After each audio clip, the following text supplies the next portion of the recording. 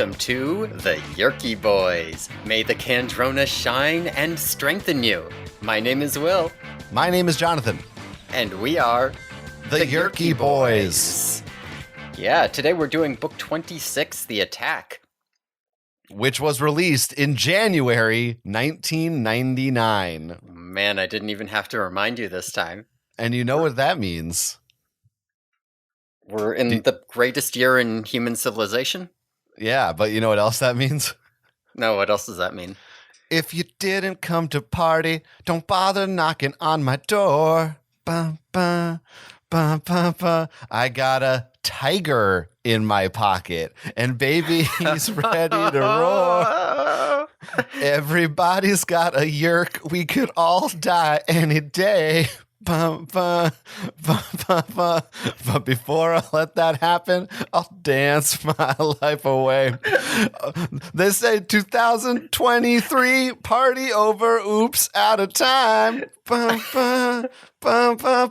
So tonight I'm gonna read Animorphs like it's 1999. Did you stay up all night writing that one? No, that one was in the time right before we were setting up to record. So it was written. You didn't just make it up as you went. No, I did write it down.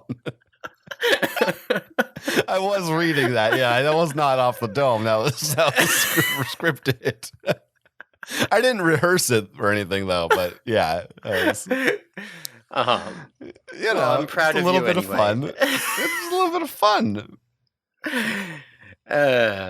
All right. Anyway. This is quite a book. I don't know if you have any pre-show news for me this time. Well, this is I've already fucked up because this is not an episode to waste time on, and I'd like to thank everyone for listening to what is our new longest episode. I'm just gonna call that shot right now. I think it's pretty safe. I think that's reasonable, yeah. But unfortunately, before we talk about this book, we do have some sharing to do, and unfortunately, I think it's a very interesting sharing. Oh boy, I think it's really good. All right, let's hear it. And you're gonna like it, but me. You might not like it, but I might like boy. it. I'm pretty excited for today's episode. I'm pretty excited. I am too. So this sharing came in here. Our jingle, the sharing. This sharing came into us at theyerkyboys@gmail.com. It's a subject line reads wideband signal sent, encrypted yerk message. Ooh, oh man. It also in parentheses says fan of pod. So there's a little bit of there's some character breaking here. But that's the out of character in the parentheses. You don't have to I'm just gonna read this email as it is, as I read it. And this is an email, this is the kind of email that listeners might say, you guys should have read this off air first to each other. But I think it's gonna be more fun. All right. To get your live reaction. It's worth reminding the listeners, I don't ever read the emails. I just wait for you to tell them to me on the air. So that's right. I don't know what this is. These might not exist. You could be making them up. Yeah. We don't know. Also, this is for our fans. This is one of our shorter episodes. Shorter emails, excuse me. Certainly not a shorter episode. For anyone listening, I'm sorry if you're a new listener. Just skip ahead. The book is coming. This podcast is more. This is a little bit of show related business. This email. I mean. Okay. Jesus Christ, I can't. I'm frazzled. We need to move on. I'm frazzled. I had a coffee. I'm frazzled. Anyway, this person writes. Good cycle, and may the Kandrona shine and strengthen you. My name is to you too. My name is Floom12191. Currently stationed in Texas, awaiting orders from Subvisor 21. As a fellow yerk, stuck in the flimsy, disproportionate body of a Ged, ever since my demotion and loss of my preferred Taxon body. I've felt adrift, unable to smile much at all. But since discovering your wideband signal relay, or podcast, I have rekindled the fire of happiness. Much the same as I had when disemboweling a primitive on the Hork-Bajir homeworld. I was wondering, and now this is where it gets good, so Oh boy. strap in. Strap in. I'm strapped. I was wondering if you two might desire funding to keep the lights on, as the humans love to say. Patreon, from what I understand, is one such method. I would be happy to contribute a crisp Abe Lincoln each Whoa. month for the two of you to split. I only ask this because I would like to see other content from you, such as maybe Shit. a movie commentary for Animorph adjacent properties. Example, The Faculty 1998. This way, you can have Patreon exclusive content that will drive people to pay you, and I can have what I want. We both win. I also want to break character and thank you both sincerely, as I often listen to you while working on projects that may never see the light of day. And yet hearing your insightful and funny commentary keeps me motivated. Wow. I'm fine if you read this on the podcast. Thank you again. Returning to character. I don't understand the love for this Abe Lincoln guy. I mean, he ended slavery. He clearly isn't pro-Yerk, am I right? He's Anyways, right. I'm off to help sub Visser21. He said something about me needing to tell Visser3 about failures on his part. Hopefully the stories are not true and Visser3 will be understanding. Thanks again, Floom12191, signing out. Wow, I'm getting flashbacks to the fanfiction episode. Do you think I have a theory here? Is Mhm, 12191 is that Floom's birthday? Yeah, yeah. I was thinking the same thing. I saw that 9-1 at the end, and I was like, That's pretty good. That's how many numbers are usually at the end of a Yerk? It's usually 3, but occasionally you see 4. Okay, all right. But I don't know that there's any rule on that. Well, I don't remember what the numbers are for their cycle they were born in. I don't know. It's No. doesn't. It's nothing. I don't know what they're for. Okay, great. So this is we have joked about having a Patreon in the past. This is a real person who says they would pay us money to make more podcasts than we already do. What do you think about that?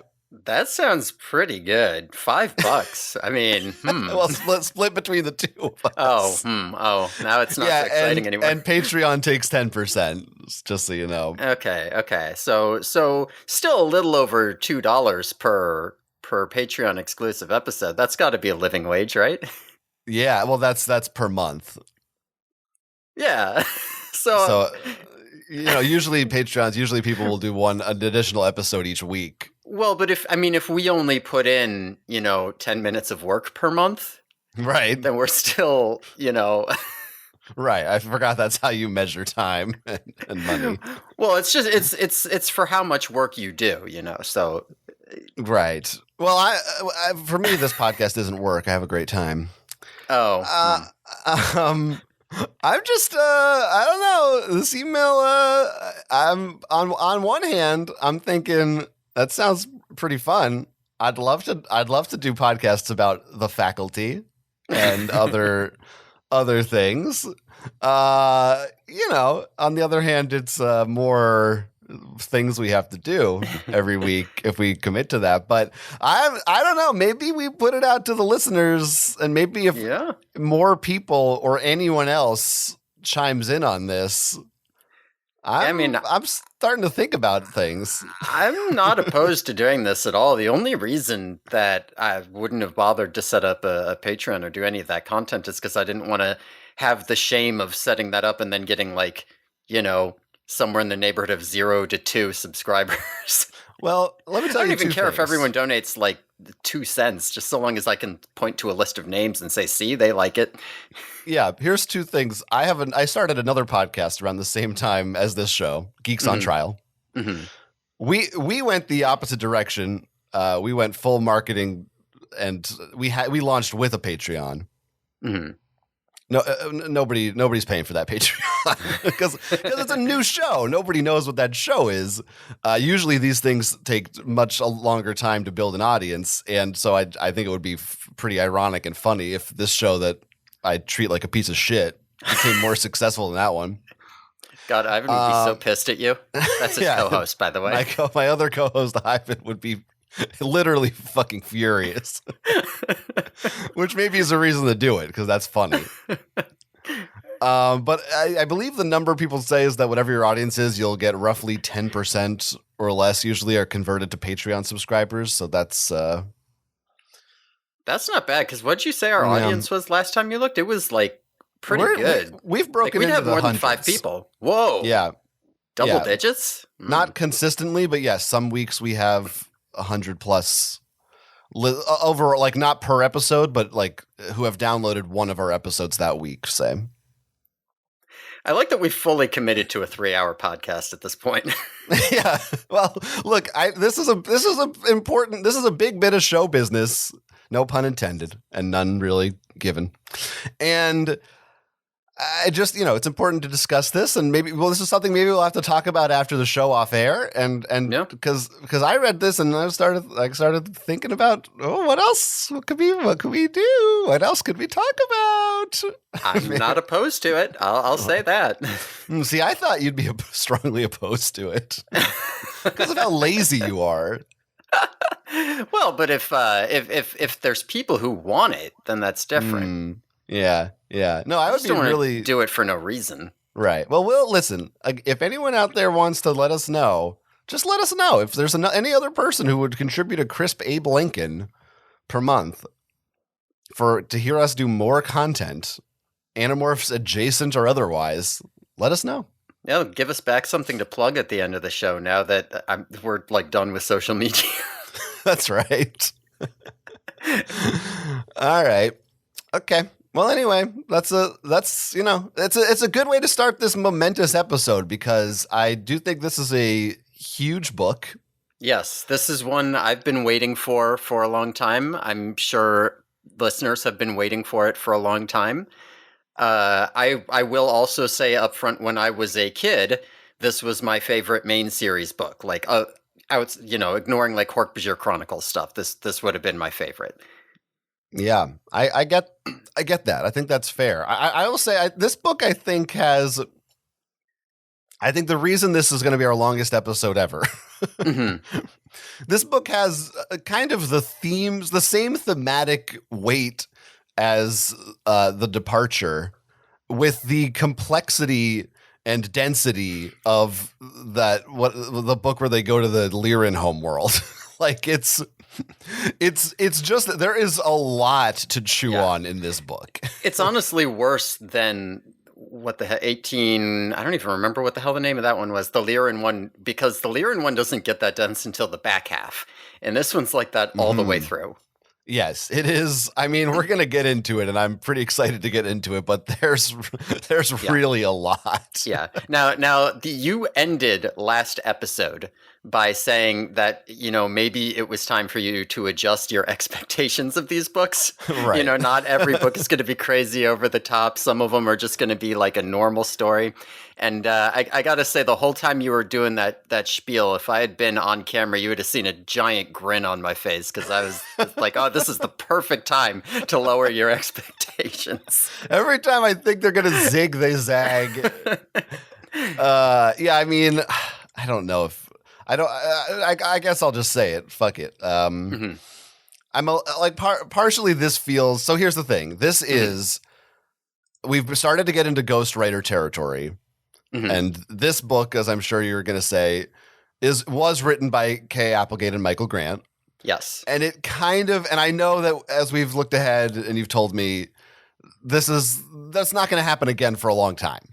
Yeah, we're going to get another one in, 6 books? And then we are not going to get any more till the end of the series, excluding like Chronicles and that sort of thing. And this book does really feel like K. Applegate going, let me leave you with one final gift before I unleash you to the wolves and good luck. Yeah, this is the most off the chain, out of control. K. Applegate is running wild. We need to call Applegate Control with tranquilizers to bring her in. But so far, Yeah. Yeah, it's crazy, and part of me is kind of feels I don't. This is not. We're not going to get one of these for a long time. I don't think. I mean, there are the Chronicles books, which I assume she writes the Chronicles books still, right? she does still write those. But, Okay, yeah. At least one of the two Megamorphs she did not write. I don't remember if it's both or not. I'd have to look it up. Okay, but anyway, yeah. So that's kind of my feelings. Almost a little bittersweet reading this and finishing it, but we'll talk about it. All right. We'll talk about it. So, what is it, like 15 minutes in? Do you want to talk about the cover? Yeah, I love this cover. It's great. It's good. I don't know if you've looked at the inner cover yet, but I would hold off on it if you haven't yet. Okay, I'll hold off. Yeah, I'll hold off. Okay. So let's talk about this outer cover. It says, change is necessary.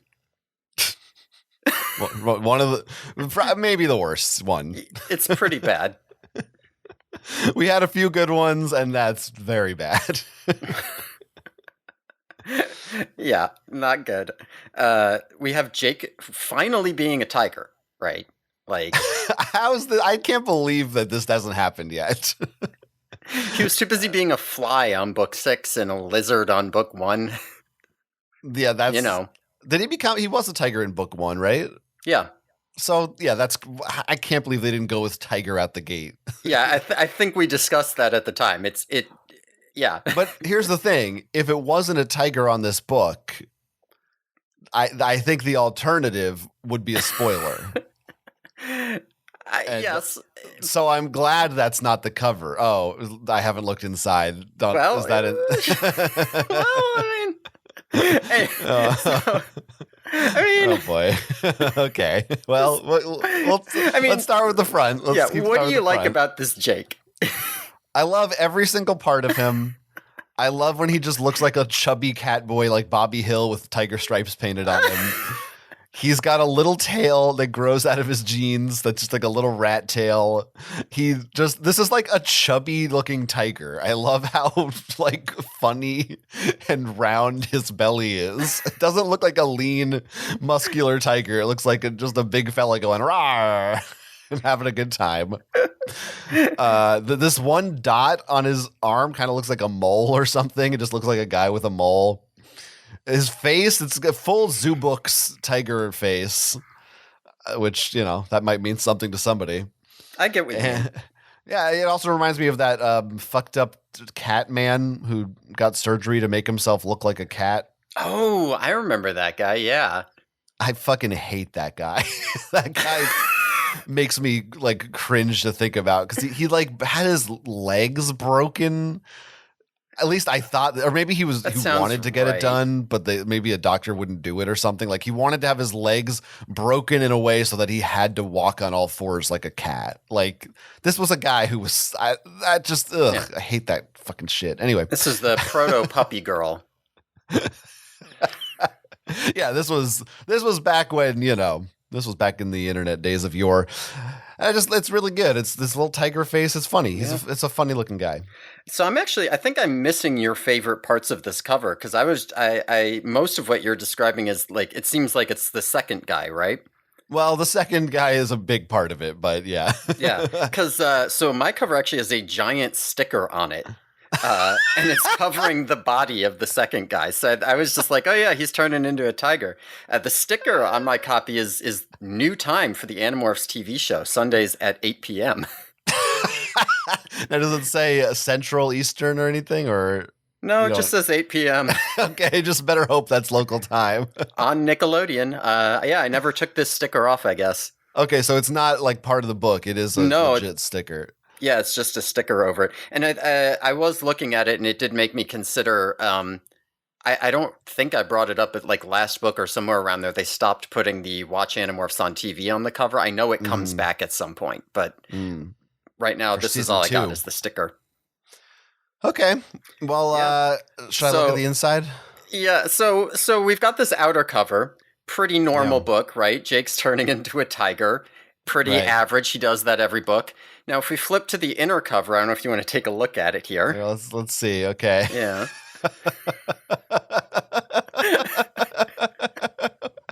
Holy shit. It's definitely the craziest inner cover that there is. Oh my god, can I please get this on a fucking wolf shirt Yeah, style this t-shirt? this is the one. If you're gonna get any Animorphs art like hung up in your house, this is the one to get right here. So we see the whole gang. hmm Jake is in front, and behind him is everyone's in morph except for Tobias and Axe, of course. And Yeah. they all look like they're just cheering Jake on, Yeah. especially Marco, who's just got his fist in the air. He's like, yeah. I like Axe is doing like a fist pump too. It rules. And in the background is they're in a place we're gonna go later, which looks like a '90s computer graphics fever dream. It's just like colorful blocks, towers spiraling into different directions. It looks crazy. Mhm. And Jake is fighting what looks like a magma man with Wolverine claws. Which I have to say is not exactly how I pictured this thing. But Okay. we'll get to that. Okay. He's got a bunch of weapons strapped to his magma back. And yeah, this is fucking crazy to look at. Can you imagine just like picking this book up and not having read it yet and flipping to this cover? Yeah, you're really going, what the hell is happening in here? This is a book. Something is going on. Oh yeah. This looks like the cover of every 90s PC educational software or Photoshop, like pre-Photoshop software, you know? Yeah. I mean, you've really nailed it with the 90s like screensaver graphics or some Yes. shit, whatever. Like that's because I wasn't even thinking that, but yeah, that is exactly what this is. It's so that aesthetic that I miss from the 90s. That was so when we were just figuring out how computer graphics work and just having fun with it. It looks great. And these are all like those must be new renders to me that look like of all the morphs. Yeah. Like no, I've never I seen don't- them in that pose. I know I've never seen Axe in that pose. Yeah, and so I don't think Marco even Yeah. Cassie as a wolf looks a little different. It's Yeah, pretty no, good. this all looks different. It's a masterpiece is what it is. It's really spectacular. Hats off to David Mattingly. No, yeah, David Mattingly. That's right. That's the name. Yeah. That is the And- guy. And the inner quote says, "It's time to meet the tiger." That's okay. Sure. I don't. We met. Except that was book one, so I don't know what. Well, The these guys are Scholastic meeting. guys writing these quotes did not put in the same effort that K.A. Applegate and Mattingly put into this book. No, I'm just gonna say that. you know what the background looks like? Do you remember a game called Blockland? I don't. So I don't expect you to, honestly. This was like a freeware online PC game that I remember playing like in middle school, maybe high school. It was pre-Minecraft. That was basically a Lego ripoff, but it was essentially you were little tiny people in a kid's bedroom and you could build with Legos, like Lego, again, knockoff Lego, not real Lego. And you could just build towers and all kinds of crazy shit, Minecraft style. There was no enemies or anything. It was just like creative build. And it would a lot of it would end up looking like this shit. You'd just see how high you could make a tower and jump off because you didn't know what you were doing. That's what this Yeah. looks like. Like Minecraft before you know what you're doing. Right. Or after sometimes. Yeah, or after sometimes, yeah. Yeah. Yeah. No, that game sounds really good, to be perfectly honest. I play the hell yeah. out of that. Oh, there's a picture I see on Seropedia. They have a picture of the cover with your sticker. Looks Oh, wow. I wonder if it's placed in the exact same spot. It's like right over his tail. That's probably right. It's a big sticker. I don't know. Yeah, it's big sticker. New time. Because nobody knew. You didn't have the internet. We got to let these kids know we changed the time or they're not going to watch it. Yeah, you might think that that it went away. You don't have it anymore. Yeah. I think we're actually ahead of schedule for this cover. I think we're ready to move on. Yeah, actually, that wasn't too bad. All right. So And it still doesn't spoil anything. No, it doesn't. It's too insane to spoil anything. Like, you're not right. You're looking at it and you're just like, well, who? Although, what's the blurb on the inside say? I don't remember. It might be not even. I don't. No, the book's too fucking crazy. It's not you read it and you're just like, I don't know, man. Yeah, the departure was the one that really was. She's a butterfly right on the cover. That sucked. yeah, but 100%. Yeah, this is fine. All right. So this book opens with a prologue. Not that many books do that. This is another does not open with "My name is Jay." We got a prologue. So if y'all remember book 6, where Jake got infested by a Yeerk and then the Yeerk died in his head, right? The capture. Yes, that's right, the capture. So this opens with a recurring dream Jake has, where he is dreaming about the end of the capture, where the Yeerk died in his head and he went into the fugue state, and he gets visions of the Yeerk's life and the host's lives and blah, blah, blah, blah, blah. And before he's freed from the Yeerk's control. And then, right after the Yeerk died in that book, Jake moves into, like extra space, which has come up several times since then, right? Where he's like seeing things from inside out in all directions, blah, blah, blah. And he sees effectively Sauron, right? He sees like this giant, like half man, half machine, like bolted to a throne miles high. And it's got a giant red eye for its head. And the eye like turns and looks right at Jake and it sees him. And all of this was in that book. But in Jake's dream, the eye speaks to him and it says, soon. And then Jake wakes up. So, pretty good intro here. How were you feeling seeing this prologue? I was excited.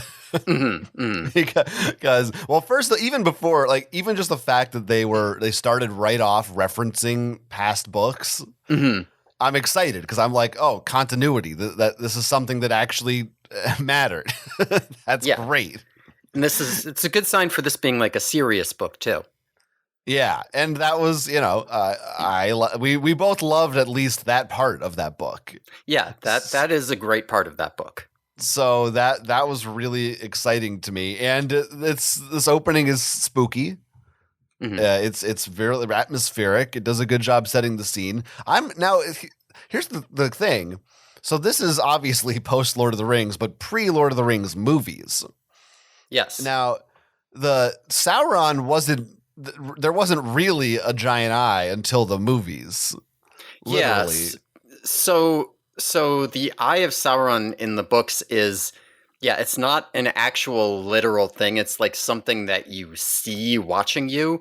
And I'm not sure that it's ever like clear that this eye is actually giant, or if like you could interpret it as being huge, or you could interpret it as just like a regular guy's eye. I might be mistaken on that, but I think it might be like does the Balrog have wings type of thing. but the point is, it seems like Kay Applegate, she got there first. Like she kind of invented Sauron in the movies. Yeah. I mean, she, obviously this is still like we put a giant red eye at the top of a tower, right? And it's evil and it looks around and sees you. But like, and that is still like metaphorically, it's symbolically there in the books, right? They are like, I see the Eye of Sauron at the top of the tower. But yes, it's only in the movies when it's actually like a thing. And of course, and she also is the only one who decided to put that eye on a robot body. Yes. Which I love. However I'm picturing this guy, I'm sure it's cooler than if there's an actual drawing of him. I don't know, but I feel like it can't live up to what's in my head. Yeah, for some reason, when I was a kid, I always imagined Sauron as, like instead in the book it is described like his head is an eye basically, but I always imagined him as a giant slug monster with like a stalk eye, like a giant stalk eye coming out of his head. and then the slug monster was like bolted to the throne. I No, I don't think know. that's right. I think it's because she says he doesn't have arms somewhere. That's probably why I got Yes. that idea. He doesn't have arms, apparently, which is weird. Yeah. I don't know. He's also like, it's unclear. Like, is he part machine or like what is he? Is sort of ambiguous. I'm for some reason I'm picturing an enemy from Super Mario RPG, kind of. I just feel like he has. There's a lot of enemies, not a specific one, but I'll just say there's a lot of enemies in Mario RPG on the Super Nintendo, for at least in 1996, 3 years before this, that have a very offbeat kind of. They don't look like Mario enemies. They look a little bit weird and alien and funky and strange, and that's the vibe I get. Or like a claymation kind of. I don't know. Did you ever watch Mad God? I never did, actually. It's got that kind. I imagine something like that, like a Phil Tippett stop motion weird thing, which maybe could apply to a lot of things in Animorphs, but. Yeah. Yeah. I mean, we do know that she's a Nintendo fan. Every time they talk about video games, it's always the Nintendo. So, of course. Claire, that's probably where she got the inspiration. Yeah, that's most likely what it is. Yeah. Yeah. This Big Red Eye was like a favorite, like a fan favorite up until this point. Like when we did our Q&A with KA, we only did like one question about the Big Red Eye, but there were a lot of questions in there. Like a lot of kids apparently latched on to the ending of that book and were like, I want to know what it is. What is that? Yeah, well, we should remind listeners, I have a Post-it note it was from The Capture, right? Was the first and maybe only book where this eye appeared? Yes, the first and only book where this eye appeared. I thought maybe there was one other brief reference in a prologue, maybe? I don't know if that's true. I don't remember it, but... I don't know. I mean, I could be making that up, but yeah. And at the time, it's like, what the hell is that? He sees this giant eye, and you're like, and it's like 2 sentences. Yeah. And this is 20 books later. Yeah. Here we are. And I gotta wonder. I mean, how did Kay Applegate have any idea she would return to that? Did she know this was going to happen? Did she have these things in mind, or is that just a flight of fancy? And then she was like, I got to give him something to build off of while I'm working on my other books. I'll make this up. I don't know. It's really hard to guess because she does have a habit of just throwing random bullshit around and then saying other stuff later. That being said, we're going to find out this eye has something to do with a little friend of ours who got introduced in the very next book. So maybe there was something going on there. Maybe she at least knew that they had something to do with each other, if not anything else. Yeah, I don't know. I would believe that she had this kind of grand thing planned at some point, because it does feel a little too... I mean, I would also believe if she completely didn't, but it doesn't seem out of the realm of possibility that she could have it in her mind, like, oh, if we ever like get to a big endpoint, if they let me go crazy, maybe this is what I'll kind of do. Yeah. And there's not that much in the way of contradiction here either. Like there's a little bit, I think there's like a little explanation that doesn't quite line up, but who cares? But a lot of times when she's bullshitting, you kind of know, because she'll say like, oh yeah, Hork-Bajir just kill each other every 3 years. And then she'll, go past 20 books and Hork-Bajir have never killed.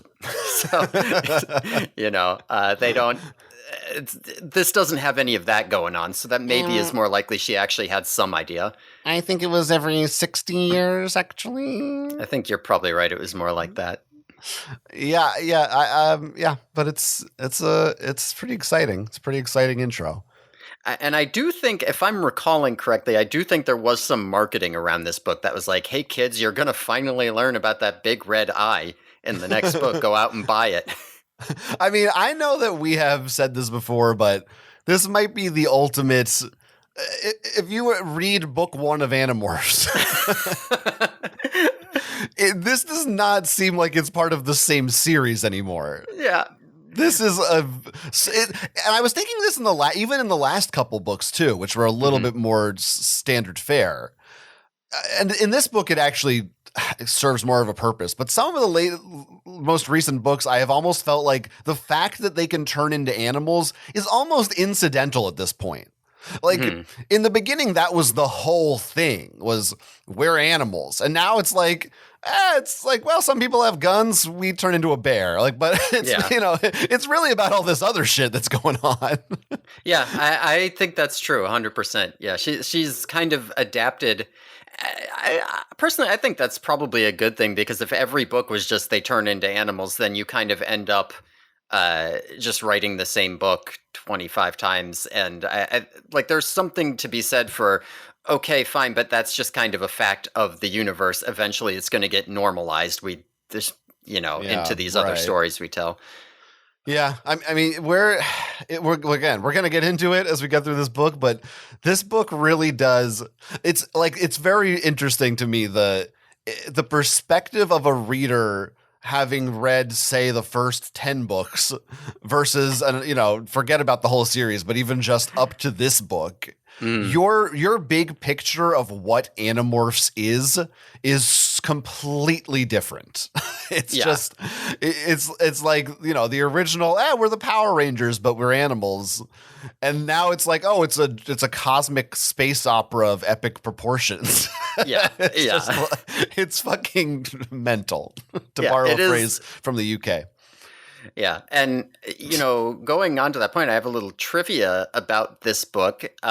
This is the first book in the series to not use the word animorph. Really? Yeah. Is that on Seropedia? That is on Seropedia. God, I would have sworn they said it once. Honestly, I'm more surprised there's more books where they don't say it. Doesn't feel like it should come up that often. Yeah, they always have to be like, we're the Animorphs or whatever, but no. Yeah. And this one, it literally just does not matter. They turn into animals. That's all you care about. Right. Yeah. They don't really, you get your exposition, but you kind of dive right into things. Yeah. All right. Unlike us. Yeah, we're diving into it. I'll tell you that. Shall we get into the first chapter? Yeah, let's do chapter 1. Okay. People are going to be even more horrified by the length. Bloom is thrilled, though. They are at school. We went from talking about cosmic horror, where they're all at school now. There's an assembly. It's a stage show of The Lion King. Just like a fun, everybody's called there. They're watching it. By the way, I looked up, and that I was like, Lion King Broadway came out in 97. That's only like 3 or 4 years after the movie. They moved quick on that one. Yeah, I was going to ask you about it, although this is not the Broadway show. This is the random traveling stage show that goes around to like middle schools and they're promoting the show. Yeah. These are like, small town local theater people. But there's like a couple of character moments while they're there. It's like Jake's just enjoying having quiet time for once. Marco's like twitching his ears, trying to make Jake laugh, like in time to the music. Cassie's sleeping through it. Rachel like breaks some guy's finger who's trying to hold her hand. Whatever. And then midway through the performance, time just stands still. Right. Everything stops. Time stands still for everyone but the Animorphs. And Tobias and Axe get teleported in. We know what this means. It's our friend the Elemist. He's here. And the Elemist shows up in the form of their schoolmate Beth, just some random chick. And he says, quote, that he will tell them a story and they will tell him the ending, unquote. So again, it's like chapter 1, where like the Elemist is here. Basically, he walks in like Kramer, and the audience goes nuts. Yeah, like if I read the back of the book where they do the little like read about what this book is, the first sentence: the Animorphs have met the Elemist. So I'm like, we're getting into it. There you go. Yeah. By the way, shockingly, Beth is just spelled Beth. Her name's not like Beth with an apostrophe or something. It's just a normal girl with a normal name. Yeah. Now, is this how many times have we met the Elemist? what is the number of appearances this for him? Is this 3, 4? I think it's 3. Yeah, 3 times we have seen the Ellimist so far, although he gets mentioned a lot. Okay, and well, maybe I guess 4 if you include. Oh yeah, I'm sorry. Yeah, it is 4 because of the Andalite Chronicles. Yeah.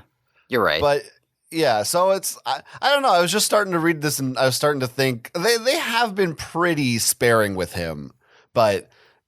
I was starting to wonder what's the point of diminishing returns on Ellimist's appearances? Like, do you risk overusing him and it becomes kind of not interesting anymore because he just pops up with another dilemma? But I think so far they've been pretty good, not overusing him.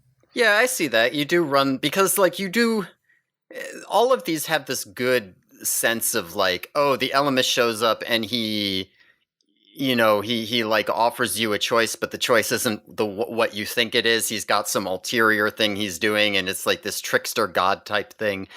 And yeah, I do think you're right. If you do him every book, you're going to run out of good scenarios for that, and you're going to end up just being like, the Ellimist showed up and he told you to do this, and you did it. Or like, he waved his hand and something happened, and I used him as a Deus Ex Machina and not as he's pulling some bullshit right now. He's kind of like the Smoking Man, maybe in X-Files. Like, you want a Smoking Man maybe shows up a little more, but you kind of want him like once a season, maybe. But you don't want every episode to be all Ellimist shit. Mm-hmm. Anyway, is X-Files Animorphs adjacent enough that we'll just do that for our Kickstarter? Yes, I think that's what we'll do. Yeah, for our Kickstarter. Yeah, which just, of course, is different from our Patreon. Patreon, right? Yeah. Okay. Yeah. No, we have a lot of things going on. Is there? There's got to be an alien parasite episode. There's an episode that's like The Thing of X-Files, which is The Thing is pretty close, right? Yeah, The Thing is not too far away from any body snatching thing. Mm-hmm. And okay, anyway, we're not talking about this right now. Also already, I mean, the tone has already been set for this book, but even beyond the weird sci-fi stuff, you get a bit about Jake when he's explaining everything, talking about the Yeerks, and he says, gross, weird. There's a species of wasp that lays its eggs in the living body of a caterpillar. When the wasps are born, they feed on the caterpillar. They eat the living caterpillar alive from the inside. That's on good old Earth. So what's weird? So already I felt like there's kind of we don't usually see the opening almost borderline sympathizing with Yeerks. Like he's kind of coming out and saying, hey, who am I to judge? I'm not going to kink shame these Yeerks if that's what they're into. Yeah, that does feel more like a Cassie or maybe a Tobias line than a Jake line. That's true. Jake certainly in this book, I mean, I think that's one of the big themes. It feels like, a little Cassie's rubbing off on him, maybe. And maybe that's maybe in more ways than one. Oh boy. Oh boy. Oh boy. Don't, just keep going. All right, yeah. So no, I do see what you're saying there. And I think that is pretty interesting here. Yeah,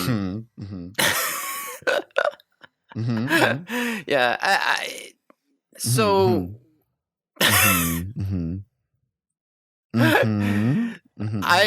if I may move on here, one thing I just want to point out, because I think that it's important that we nip it in the bud now, is let's look at the timeline over the books here. Jake here says he's still in middle school. Now, there might be a discrepancy with what I was saying was the standard ages, where they were like 13, 14, 15, 16. Now, if I know they end the series at 16, but maybe they just barely do. So maybe it's more like 12, 13, 14, 15, and then 16 right at the end. Does 14 still put you in middle school range? I don't think it does, because the problem here is, and maybe I'm just thinking way too much about the timeline here, but like you are. If they have not really progressed more than like a year or so since the first book, then over half the books are like 1 year, and the rest of the books are like 3 years. So there's a part of me that thinks that Kay Applegate is looking at this for a while. She's just like, it's comic book time, right? timed. They don't really ever age. It's Ash Ketchum in Pokemon time, right? Mhm. But then eventually she says, "Oh, actually, I wanted to finish the story, so no time has progressed. Okay, deal with it."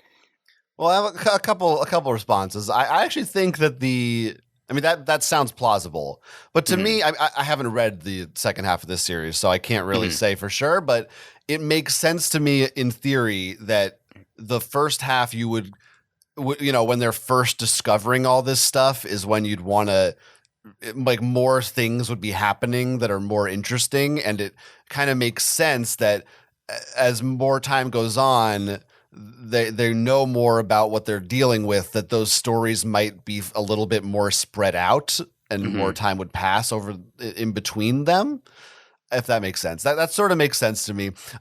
We've talked about this before. For me, I'm pretty sure I was 14 in 8th grade, which in New Jersey would still be middle school. I don't know what state this book takes place in. It's impossible to know. But I think 14 can be in middle school. Yeah, I think that Okay. tracks. Yeah, I think I turned 14 in middle school, but I also had like a late birthday and ended up like pushing forward a year rather than back a year in The only like reason I kindergarten or know this whatever, is because I'm or pretty the sure I other way. was bar mitzvahed when I was in 7th grade. So, Okay. although I am a little, well, we're both August birthdays, so Mhm.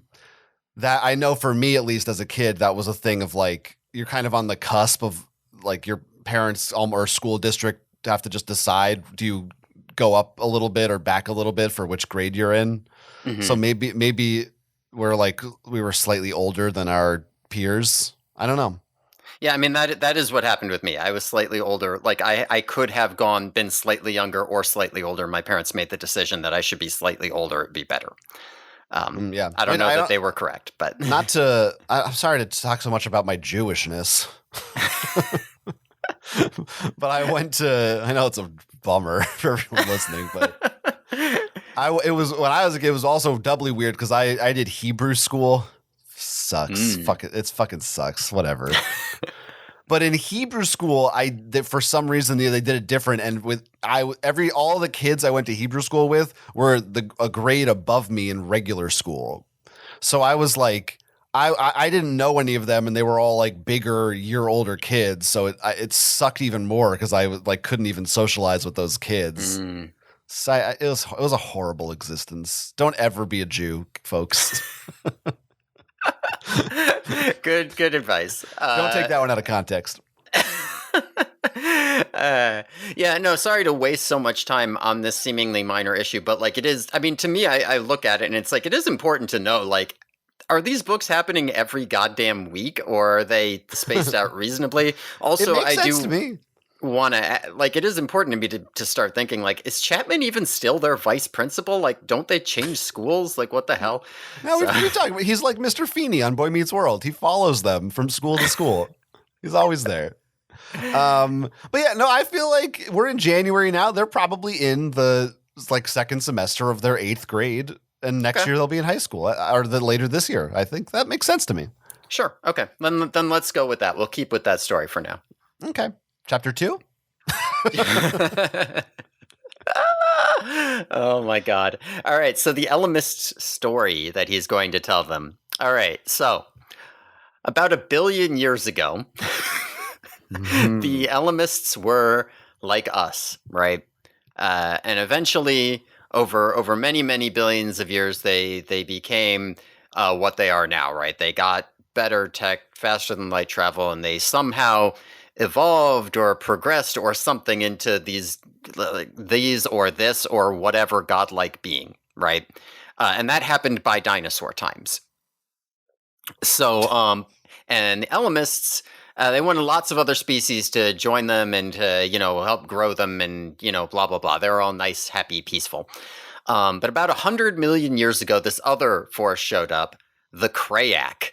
And the Krayak was chased out of his galaxy by some other power. And the The Krayak, Krayak? in the beginning, they say the Krayak, but I think people just call him Krayak from this point forward. Okay. Go on. So I'll just say Krayak. But Krayak is like the evil Ellimist, right? He's evil, right? If Ellimist is a godlike being, then Krayak is a Satan-like being. He wants everything to be dead. He wants each species killed by a stronger species until there's only one species left controlled by him. He wants to not just watch the universe unfold, but to control the fabric of space and time. And Krayak is this Sauron thing that Jake is seeing in his dreams, right? Now, long ago, Krayak and the Ellimist fought each other directly. But they don't want to fight anymore because when they did fight, they killed like 10% of all life in the galaxy, and they damaged the fabric of space-time and also damaged Krayak's control of it. So, Krayak doesn't want to destroy himself fighting the Ellimist, and the Ellimist doesn't want to destroy all life fighting Krayak. So instead, they decided that they are going to play a game. And this game lasts, hundreds of millions of years. Who knows how long? Maybe it'll take billions, but they play by the rules. So in all these books leading up here, the Ellimist has been saying, I have to play within the rules. I have to follow the rules. The rules are the game he's playing with Krayak. So, so we've just put a pretty big mythology on this universe here. God, the best part of these books is listening to you say it all. It's so fucking crazy every time. I know. This is like chapter 2 or 3. It's like I think this is it's around chapter 3-ish. Now you get this. There you go, kids. This is what you now know. Yeah. Now you know what the big red eye is. we kind of get a little. This is like a mini Ellimist Chronicles. Yeah. Very mini. Yeah, if there are discrepancies between this and the Chronicles, I'm going to go with the Chronicles. But this is getting closer to Chronicles than old Ellimist stories were. Yeah, well, we also, they directly address whether or not there's more than one Ellimist. We still don't know. Yeah. Why is that even? It feels like a thing Kay Applegate didn't know, and then she's like, "Oh, I guess it's a mystery." But why? Like, why wouldn't the Ellimist just tell them? Couldn't they just ask? Like, why is this a secret? Yeah, and I think also like Kay Applegate, she may have not fully made the decision on what the Ellimist actually is until this book. Like, I'm pretty sure when she wrote this book, she has a pretty good idea of what's going on with him. Yeah, I might believe, she had Krayak or something, but she didn't. When the Ellimist said, there's rules, she didn't know it was because of Krayak. Yeah, she didn't actually have any idea what the hell is going on with him. Or like the whole, like, are there one or more? I don't know that she even had that as a question in her mind when she first wrote it. Like, looking back when I was saying, well, there might be more, and you were like, no, there's not. I think there might not have been. Yeah, well, I still think there might not be. Or there must be, because why else would she talk about it? But again, it's like, if we find out there's more, that's a big deal because they're so powerful. But or there's less, or I don't remember. Whatever. It's like, the point being is, it wasn't a question. Yeah, and now it is. Yeah, it's a strange detail. Now I feel like you're mispronouncing the name. Shouldn't you be just saying crack? Crack. Like Krayak? a crayon. I see, like a crayon. Yeah, like a crayon. Crack. Yeah, crack. Yeah, I like that. No. See, that was me finding a hole in your stupid voice. Anyway, we have a big bad now of the Animorphs, basically. I mean, before we thought it was Visser 3 or maybe Visser 1, but this is looking outside the ant farm, and there's another guy out there. Like, yeah, they use the ant metaphor a lot here. They talk about being like ants on a chessboard here. Yeah, asking why a pawn is moving. Yeah, this is the Avengers finding out there's a Thanos. to put it in terms I can understand. I don't know. This is like this is the holy shit. Like, we thought this was the thing, but it's a much bigger thing. In Lord of the Rings terms, this is when you find out about Morgoth. Right. Well, it is very. Yes, it does really feel like the Maiar or some shit. I don't know. You know more than I do. Well, Sauron is a Maiar, but right, whatever. But and also the Thanos thing. That's only for the movies. In the comics, it would be like, I don't know. There's bigger cosmic entities out there that are just like can just swallow everyone up. Yeah. I guess it's Lovecraft. I don't know. It's everything. Yeah, but at the end of the day, it is just kind of like, oh, the Yeerks are also just like a pawn in Krayak's game, right? Yes. Like Visser 3 and Visser 1, they're just little. I mean, Visser 3 and Visser 1 are ants, right? The entire Yeerk species and history is a pawn that Krayak has pushed one space or something. Which you could make an argument that lessens the. I don't know. I mean, I like it right now, but I wonder if some people reading these books again, knowing that it's kind of like, oh, who gives a shit about these fucking Yeerks? This is all just, they're just nothing in the scheme of things. Which is, I guess that's true of like any story about any people. That's not about literally all powerful beings. Yeah, I mean, I think the fact that they have the Animorphs to tie it back to means that if anything, the problem would go the other direction because, you could say, who cares about the Yeerks? Well, the Animorphs care about them because they're gonna die or get infested or something if they lose. So like, it's like, oh, but they're not important on a grand scale. And what's the grand scale? Well, it's beyond your comprehension. Okay, then I don't give a shit about it, kind of thing. Mm-hmm. Yeah, I don't know. Yeah, it comes around. I think it does work for this book, for sure. And I guess also I was thinking maybe this is when the Animorphs are fully filled in now on the Andalite Chronicles. Like I think they kind of got an idea of it from the letter to Tobias, but maybe this is where they get the recap of that. Yeah, the Ellimist explicitly like walks them through. He like shows them their history and some bullshit and all that. So I like to imagine that he did some, he like downloaded all the data into their heads so they know that story now. Sure, yeah, why not? It's my headcanon. You can't change it. This whole idea of the Ellimist rules being the rules that the game that he's playing with Krayak, right? And this is a game that they obviously made up, right? Like this wasn't some pre-existing thing that they picked up. They didn't have this. And they made the rules and they're playing it. And really, it seems like the only one enforcing the rules is the other one because they don't want to kill each other or they don't want to fight.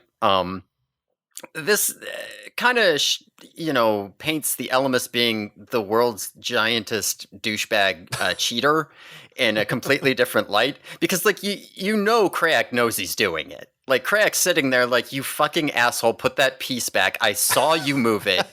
And Ellimist is like, I didn't do anything. And it's just like, and the Ellimist is just like, how much can I get away with before he just says fuck it and flips the table? Because he doesn't have anything else to do but play with me. So he's got to put up with my bullshit. But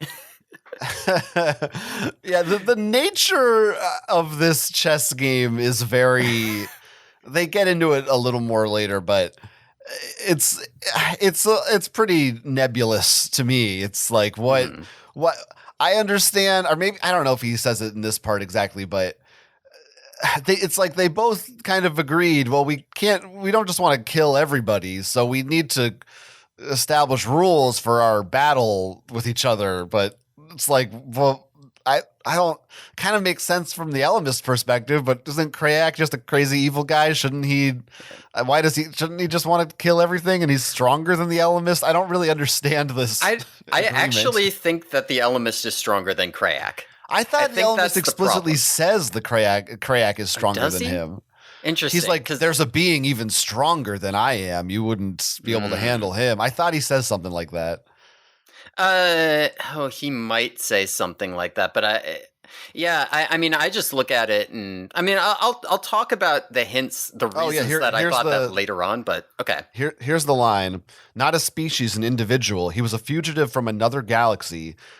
Oh, okay. I guess I misread this. So he's not talking about Krayak exactly. He says Krayak was chased out of a galaxy by a power greater than him and greater than me. Yeah, so I do want to talk about that in a bit. I didn't even. Yeah. But I can talk about why I think the Ellimist might be stronger than Krayak later. But the impression that I have here is that if Krayak fights the Ellimist, whether or not he dies, his like hold on space-time is going to get completely fucked up, and maybe even space-time itself will be destroyed, and he'll never be able to achieve his goals if he fights the Ellimist directly. And the Ellimist doesn't want to fight him, not because he'll lose, but because he'll kill everything else, which is what he cares about. Yeah, I'm honestly fine chalking it up to just these are higher beings, and I can't possibly understand their whims and desires. Yeah, I mean, you are going to have to deal with that in terms of the rules of the game, right? Like, what's the rules of the game? What's the ultimate end goal of the game? You're not going to get that. That's beyond you. So yeah, it's a classic French film. Yeah. Le règle de jeu. Anyway, that's some good pronunciation. But I like other power. Oh yeah. Mm-hmm. I just want to say I like the chess game conceit. I feel like I like when I see that. And I mean, you know, you have obviously another classic foreign film, The Seventh Seal. you have another classic Japanese video game, Killer 7. Does this? Kind of surprised you didn't go to those two first. Of course, I can't not think about Magneto and Xavier playing their chess game together, which is not like, well, it kind of is high stakes metaphorically. Yeah, no, it's I get it. Yeah, so that's a fun. I like that. That's fun. That's all. Yeah, I get it. It's a good trope. Yeah, exactly. I like a lot of tropes. So anyway, what do you think about this higher power? So there's I mean, number one, it's not I'll spoil it for you a little. They don't really tell you much about this higher power in the Ellimist Chronicles. You don't really find out anything particularly new about it. Chandler got mad just now. Yeah, he did. And there's times in the series where you could speculate that they're referring to this other power, but there's never any conclusive reason to think that one way or the other.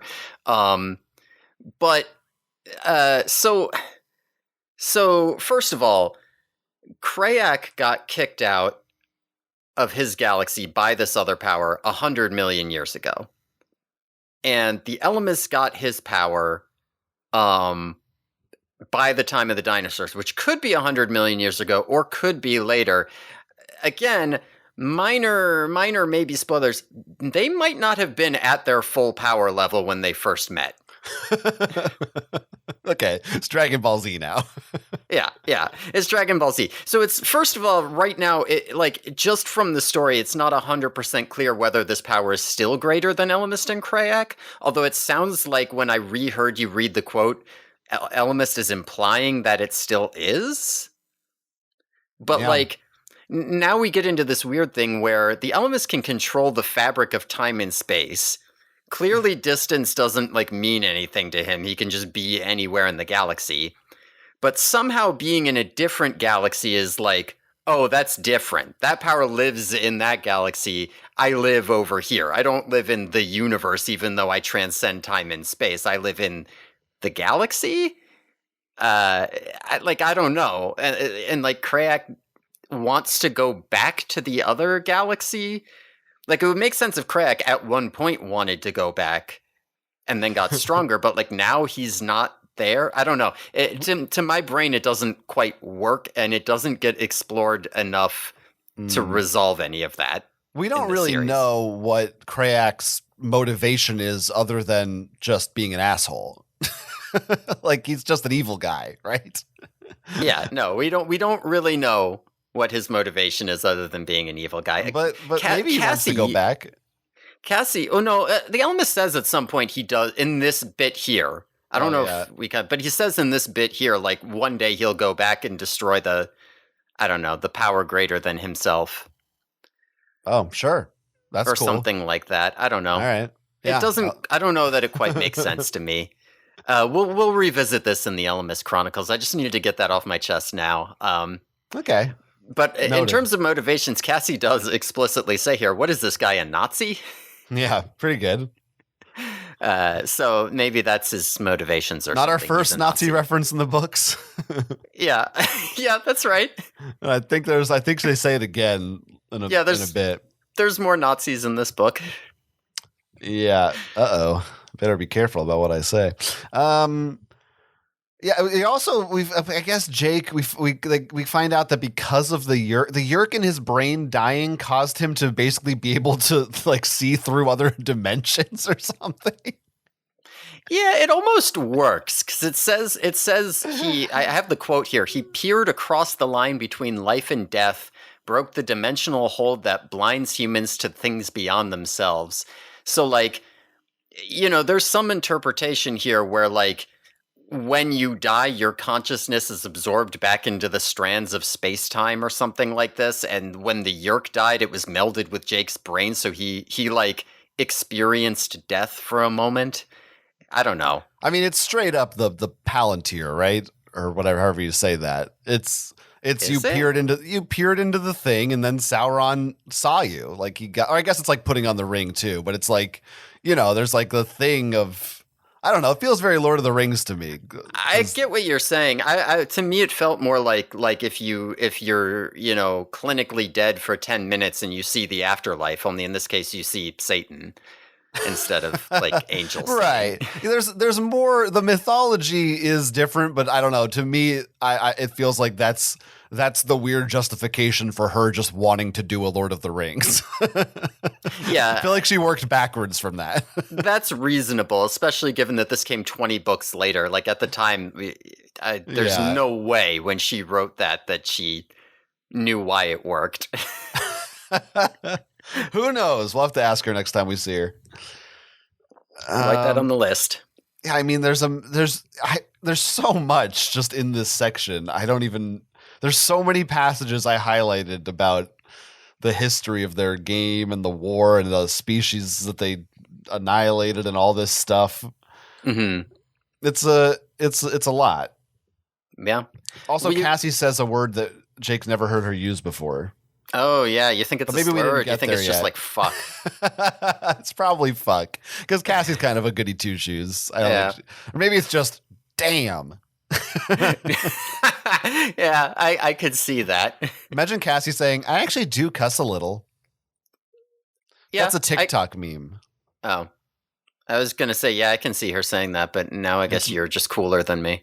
it's Miranda Cosgrove, I think, says that on a podcast. It became a meme, Hmm. and then Sure. they're like, "What's your favorite curse word?" And she's like, "Probably fuck." Anyway, Thanks for filling me in on the lore. this has been your now probably 3-year-old TikTok meme update. That's more up to date than I was. Did we get to did he talk about the howlers yet? I Where are didn't we even at? get to that part yet. But is that in this section? No, No, I that's the broke that next into part. another section because I had so much shit to say about the Elmas backstory. The Elmas talks to them for like 2 chapters, and I was like, we need 2 sections. Each chapter is going to be like 15 minutes. But yeah, let's keep going here. So they've reached this point in the game. There's like a square they're trying to take, whatever, and they can't agree over it, right? Like who's going to take it? They're fighting over who it belongs to, and it's threatening war. Like they might actually get into a real fight again. And it's this species called the Iskwort. Krayak wants to kill the Iskwort with the Howlers, which have been briefly mentioned before as the guys who killed the Pemalites, who are the creators of the Chi. To bring it back to something you actually remember, the Chi. Yes. I did not remember the howlers, by the way. So Yeah, that's reasonable. Now, they actually did mention the Howlers last book. I took note of it. They prepped you for it, by which I mean they spent 3 words on the Howlers killed the Chi or something, or they killed the Pemalites or something. Right. But anyway, the Elemist is not having it. He's like, I will not let you kill the Iskwort, period. So to decide the fate of the Iskwort, each one of them, they have agreed, each one of them will pick a team of 7 champions, and the 7 champions will fight to the death for the fate of the Iskwort. So Krayak has picked 7 Howlers, and the Elemist is here to ask the Animorphs and also Eric to be his champions. So we get another Eric book. Elemist leaves them, and the Animorphs all go to the barn after school to discuss the issue. They're trying to figure out like how important is this to them personally? Like, can they win? You know, why the fuck did the Ellimist choose them of all people and not Andalite warriors? What's going on with Krayak and Jake, since Krayak's in Jake's dreams? But at the end of the day, they all vote, yeah, we're going to go and do it. Eric just kind of like shows up. It's unclear if he was teleported there by the Ellimist or if he was stalking them in hologram. And he's like, yes, I also will go. And once they say yes, they are immediately teleported to the Iskwort homeworld. And I have noted in my notes here that we are 6 chapters in here at this point. All right. Okay. I gotta just say, hearing these names, Krayak and the Howlers is the most. These are the names of things I came up with when I was an edgy 13-year-old.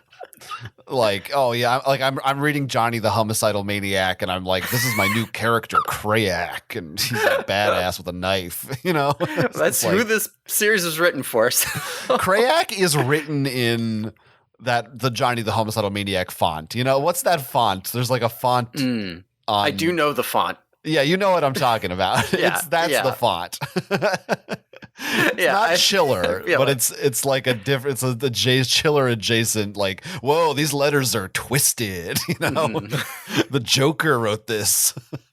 I mean, it's even worse if you do call him the Krayak. I feel like you made that up. I don't think it says the Krayak in here. I swear it does, like once. Maybe whatever. They do just call him Krayak from now on. Yeah, I don't know. You're delusional.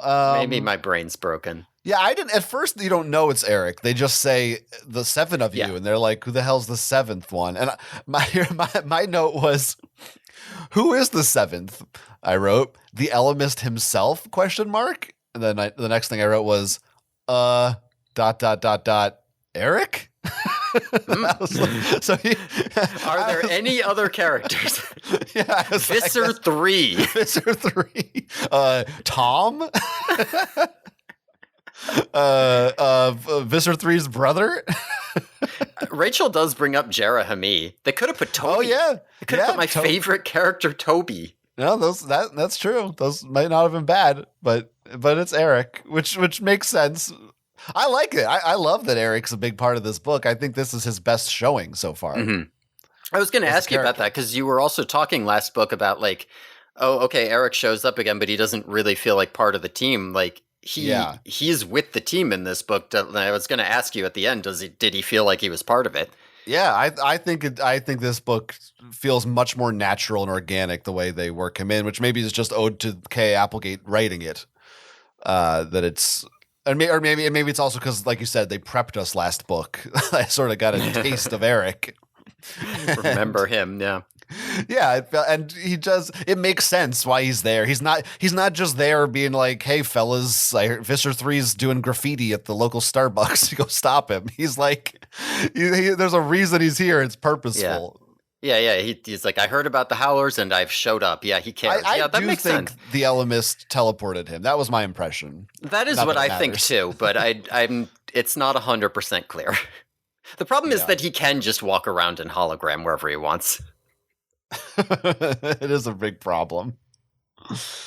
Let's see. I mean, the Iskwort and the Howlers, we just hear about them now, but it did occur to me, you know, of course they ask Axe, "Do you know about the Iskwort?" And he's like, "No."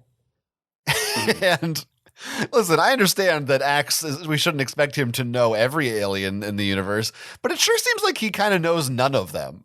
Yeah. Every time they ask him, he's like, "I don't know."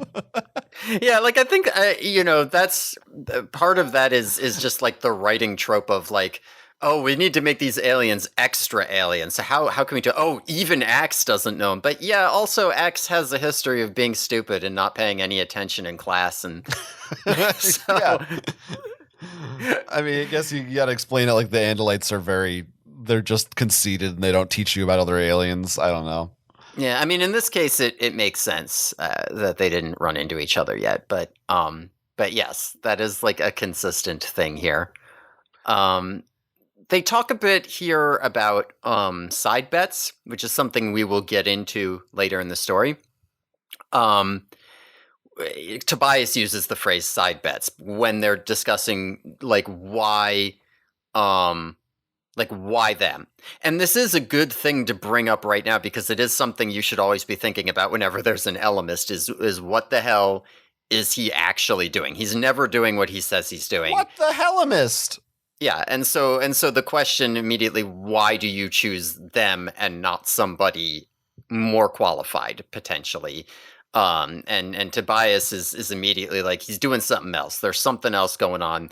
And I did like the observation in here that Krayak is obviously targeting Jake. He's in Jake's dreams. Krayak probably wants the Ellimist to choose them because he wants to use this as an excuse to get the Animorphs killed.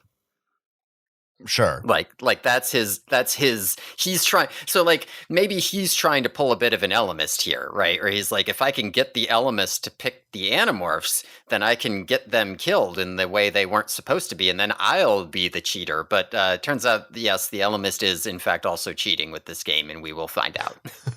I mean, do I even need to say it? Ellimist v. Krayak board game? Come on. It designs itself. Yeah. Spoilers, though, for it's tough to market that without spoilers. Yes, I would agree. Anyway, we also get another. I'm pointing these out every time I see them now because you were right, there aren't enough of them, but we do get a little bit of Rachel Tobias in here just in terms of exploring their relationship, because we see a bit where Rachel is super pissed off at the Ellimist just in general because he didn't make Tobias human again.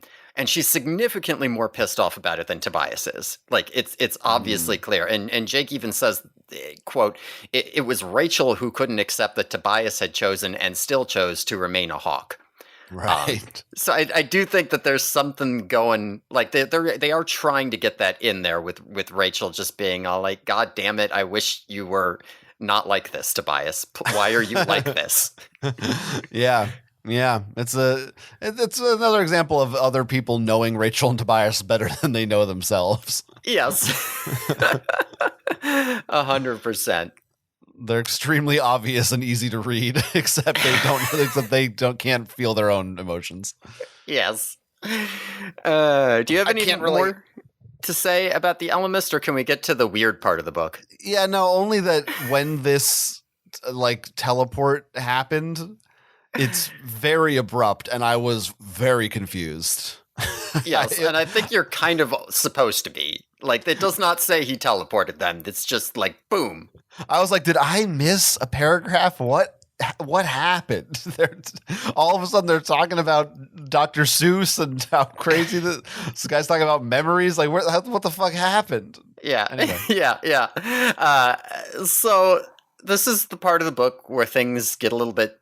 Like, up until now, you might think they've been weird, but they've been pretty normal. Because we're about to get into the book for real. So, oh boy. So they appear suddenly in the City of Beauty, is what it's called. So I'm just going to set the scene. The City of Beauty is like a series of brightly colored, gaudy, mismatched platforms that stretch miles into the air. There's like no guard railings on these platforms, so you can just fall right off miles to the ground and die. There's like buildings like clusters of disorganized, brightly colored igloos in the center. Yeah, Marco calls it Dr. Seuss. It looks like the weird computer graphics and the intro cover. To read a descriptive passage, and I'm going to do a couple of these here. Wow. Imagine that someone starts with all the Legos, I know you hate that, in the world, and all the Duplos and cheap bargain Duplos, and let some humongous kid assemble them all into a tower 100 miles tall. Assume that no sensible adult ever becomes involved, except to come along occasionally and wedge in what looks like crutches the size of skyscrapers. The floors could have been 5 feet apart, 500 feet apart, or 5 miles apart. It was like no one figured it out till they built it. So this is the city of beauty that they're in. It's an insane bonkers mess. And they are immediately surrounded by a bunch of escort who are all like clamoring at them in thought speak, and they are all trying to sell them shit or buy shit from them, and like they're crowding them in so much that they almost push them off the edge in the process. Rachel almost falls to her death. I did not bother to try to write my own description of an escort. I'm going to read her description of an escort because it's too much. Okay. They had heads like vultures, thrust forward on long necks. The necks protruded from shoulders that were sort of oval platform, flat across. From the shoulders dropped two arms, one on each side, each arm jointed 3 times, ending in a hand made up of one very long tentacle-like finger and 2 smaller hooked sharp-clawed fingers. They walked in a way that made it seem they were crawling on their knees, backward. Not that they went backward, they went forward. They had 2 thick legs, maybe 2.5 feet long. Then came what looked like knees, followed by calves that extended forward, lying flat against the ground. Those ended in feet, each with a single long prehensile toe and 2 smaller claws jutting from the sides of thick pads. Their midsection was bare of clothing and looked weirdly like an accordion made of veined pink flesh. It moved, wheezing out a sort of running commentary on their thought speak. It was the sound of a whine, a grating, annoying whine that rose or fell, depending, evidently, on how excited or mad or agitated they were. Escort faces were, like I said, not attractive. They were roughly triangular, with the point toward the top, which left no room for a pair of eyes to fit, so their eyes, pink as a rabbit's, were stuck on short stalks. They had mouths, but didn't use them to communicate. They pretty much stayed shut, opening only every few minutes to suck in air and reveal a fat blue tongue and tiny blue-tinged teeth. So you got all that? Dear God. Is there more? That's Have you ever played the card game that I have called Monstrosity? I don't know. If you have. I think I might have played it once. I do know it. The concept of this game is one player looks at a crazy drawing of a monster on a card and has to describe it to all the other players, and the other players have to try to draw it. And it's because the monsters look so crazy and it's like very difficult to describe them, so the drawings look funny. That is what reading Kay Applegate's descriptions of aliens is like. It feels like she is looking at a crazy picture, and off the top of her head, like it's kind of like an accordion. Yeah. Their head's sort of like vulture-ish, and you're like, what the fuck? Yeah. What are you talking about? They got like backwards legs that they moonwalk on their calves instead of their feet. It doesn't sound like she made this creature up. She's like, I don't really even know how to tell you what this is. Yeah. I think my favorite part is that she specifically says the midsection, the accordion that makes the whine, is bare of clothing, implying that they wear clothes other places. Like, these might be the first clothed aliens we actually see. I almost just, like, my brain basically gives up and is like, here's Vulture Head, and I'm like, oh, like that alien from Marvin the Martian or Bugs Bunny, right? The big green guy. I'm just like, I'll just think of that. The only important part is that they have a massive accordion in their torso, and they're constantly making accordion noises, and everyone hates it. Yeah. There's an accordion in the middle. It's like it's too hard for my brain to process this. Yeah. I don't have the energy to picture that. There's so much. It's too much. They should have introduced like one section in each chapter, and I'll add a little piece by piece. You can't give this to me all at the same time. No, we just gave you Krayak, and now it's time to get the City of Beauty and the escort here. Yeah, which, by the way, before I saw that picture and saw Blockland, I did write down, so this planet is basically a shitty Minecraft build. That's not that far away, other than that it's far more brightly colored than most Minecraft builds would be. This is... what kind of drugs was this lady on when she wrote this shit? Am I right? Oh. But yeah, they all seem to be, like, all of them are completely obsessed with buying and selling all the time.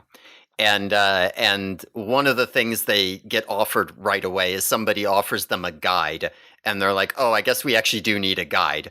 So we are introduced here to Guide, Grub of Skin Seller, brother of Memory Wholesaler, is his name, and they buy him with Rachel's hair. So I guess Skin Seller probably is selling the services of his Spawn Guide in exchange for hair.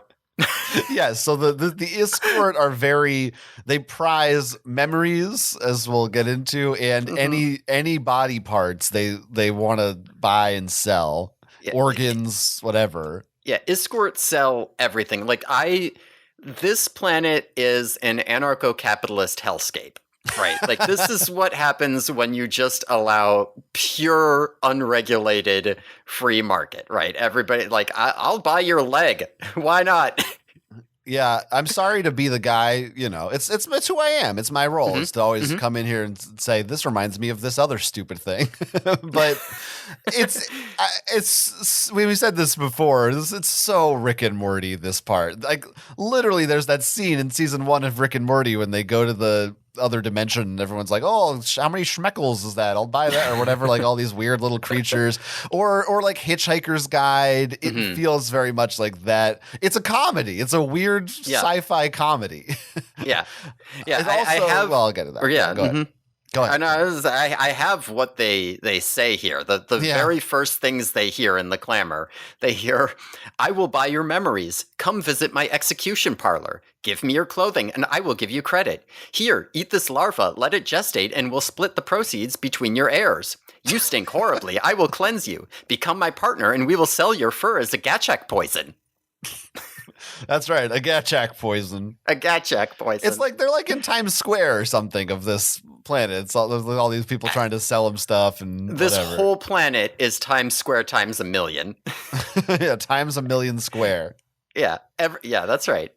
But and it is also like that comedy in that it's all insane shit. It's not like I'll sell you a hat. It's I have an execution parlor. You want to come to it? Here, if you let this bug, you want to let the alien from Alien like murder you so that we can sell its babies? I'll give your kids the money. Kind of Futurama as well. Yeah. That. Yeah. It's a lot of that, which is it's fun. It's just jarring to like this just happens so suddenly. You're here. It's a lot to take in. Yeah. Also, the specifically the selling of memories idea is very Black Mirror. Like or I guess I don't. Maybe Twilight Zone, but Black Mirror is more about the. Yeah, anyway, no, it's not very. It feels more Black Mirror than Twilight Zone to me for sure. I only have one property listed under this section, which is that Rachel selling her hair reminded me of Gimli asking for Galadriel's hair in Lord of the Rings. That's all I got. You went all out on this, but what's important to note is that Jake says, "Don't worry, Rachel's still hot after her hair is short." Yeah. No, that's the important part. He's like, she looked pretty good. What can I say? It's like maybe Cassie should cut her hair like that. I don't know. I feel like Cassie has short hair. Yeah, I think you're right. We also should note that she has to because she can't get it dirty from animal suppositories. We have to. She's always fucking giving those things suppositories. I don't know. They also immediately are like, we don't like these escort. We get a bad vibe from these escort for some reason. Probably because they're obnoxious pieces of shit. But there's something more. And they're like, you know how you just meet someone, you just don't like them, and Cassie's like, no, I like everybody. Shut the fuck up, Cassie. Well, no, she's like, I like everybody. Oh, except actually these escort, I hate them. Yeah, right. But still, she's saying them. Until now, she's never disliked anyone or something. Like, not off. Until they've done something. She doesn't. Whatever, Cassie. She's not You're just a holier racist, than thou shit. Yeah. Yeah. No, I do like that everyone immediately hates them. That they are just the most annoying people to be around and talk to, and just to top it all off, they constantly are describing how loud and annoying the whining coming from their accordions is just all the time, and they hate it. It's the worst. It's like Mr. Frump and the Iron Lung. In this one, they say it was like the nanny, which immediately I made the connection to. It's kind of like Janice, because I was like, oh, I bet Chandler doesn't like the escort. That's right. Chandler from Friends. Right. Not a fan. Not a fan. Okay, now these escort are named after their jobs. Yes. That's got to get confusing. There can't be just one job per person. How many factory workers live on this planet? Yeah, what happens when Guide goes back to the office and he's like, "Hey, Guide, I was out. I don't know if you want to take the next client." "No, that's okay, Guide. I'll." Yeah, they don't get into this, but that also feels like a Douglas Adams bit. Yeah. Yeah.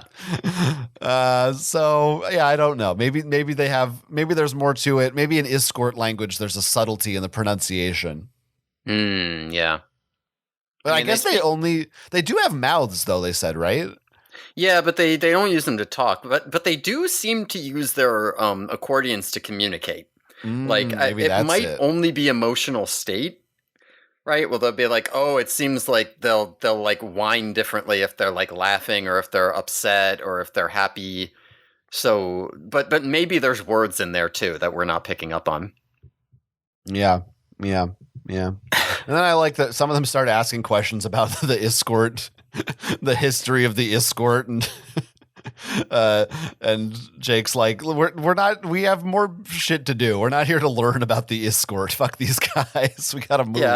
Yeah. No, I think in particular, Cassie is all like, let's learn about the escort, and Jake's like, listen, Cassie, I love you, babe, but shut the fuck up.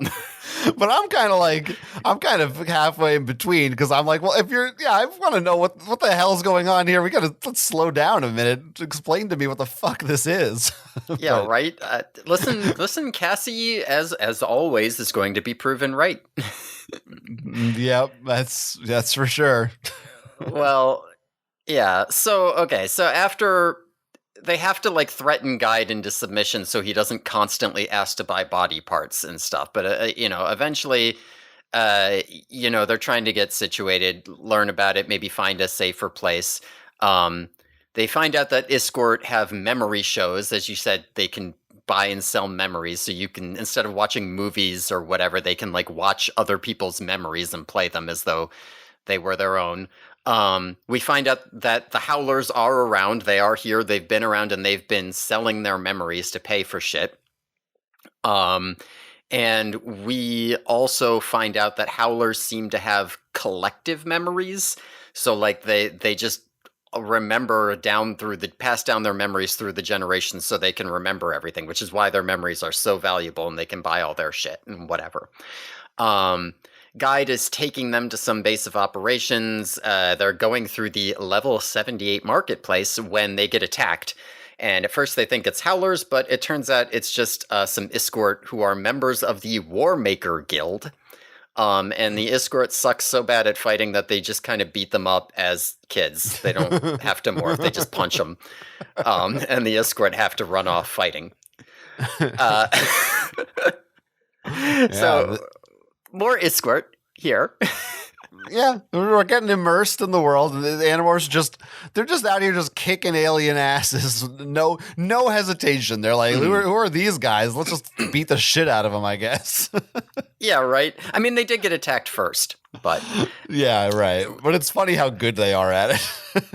Yeah, it is funny. I mean, the escort also clearly are just bad. Like, these are like the special escort who are good at fighting, and they just suck. Some kids just beat them up.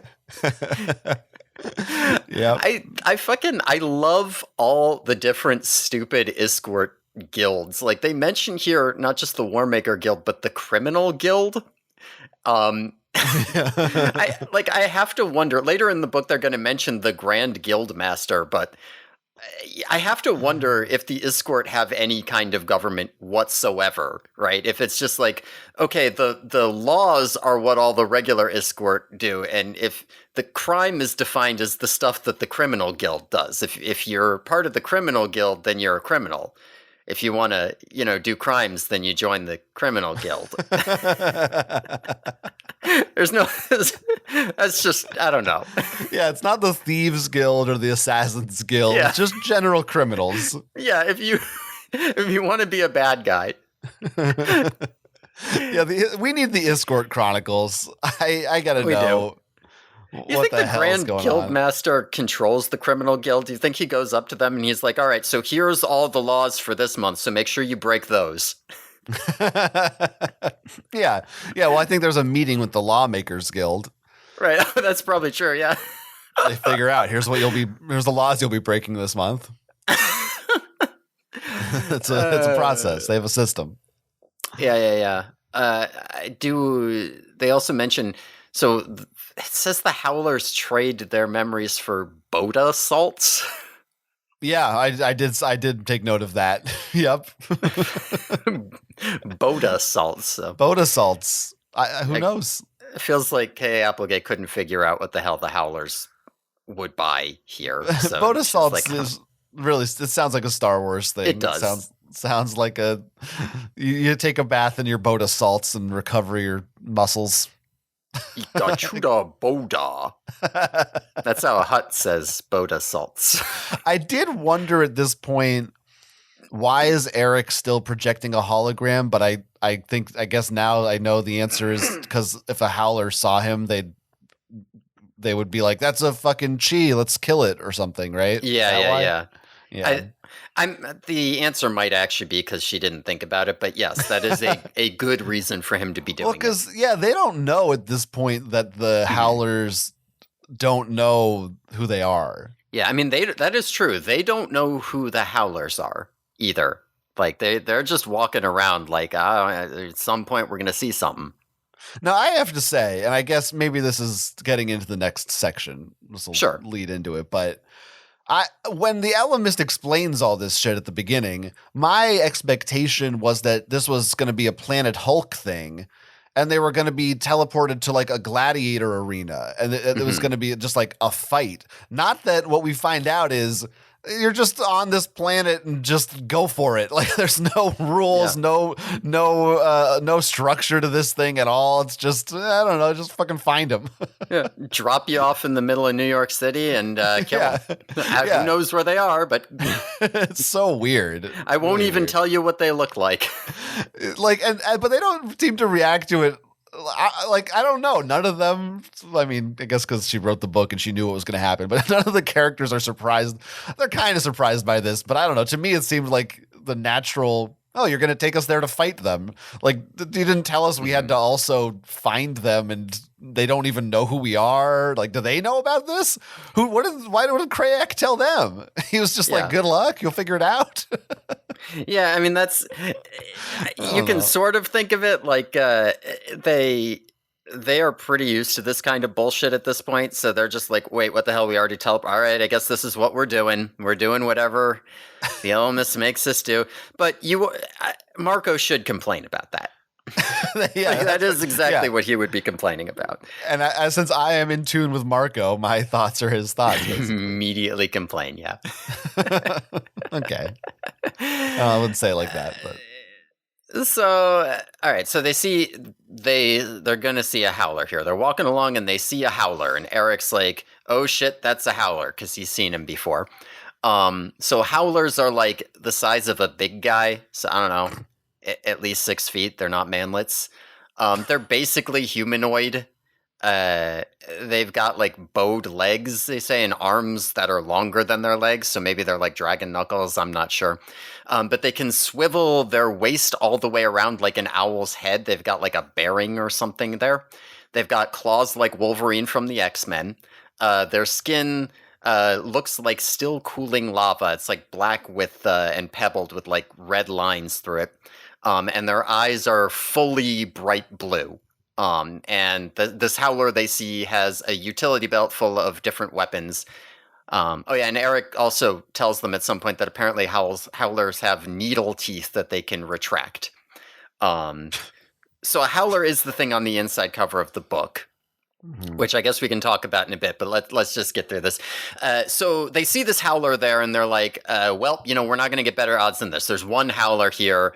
There's all of us are here. So they all morph, and they attack the howler. And when they attack him, the howler starts howling. And and the howler's howl is like a sonic blast that like really fucks him up. It like knocks him down. Axe is like bleeding out of his ears and freaking out and panicking. The howler's like they're fighting him. The howler's like regenerating lost body parts, like he's growing his hand back. He's like shooting holes through him with different weapons. Anytime they start getting the upper hand on him, he starts he'll blast out another howl and they'll fall over again.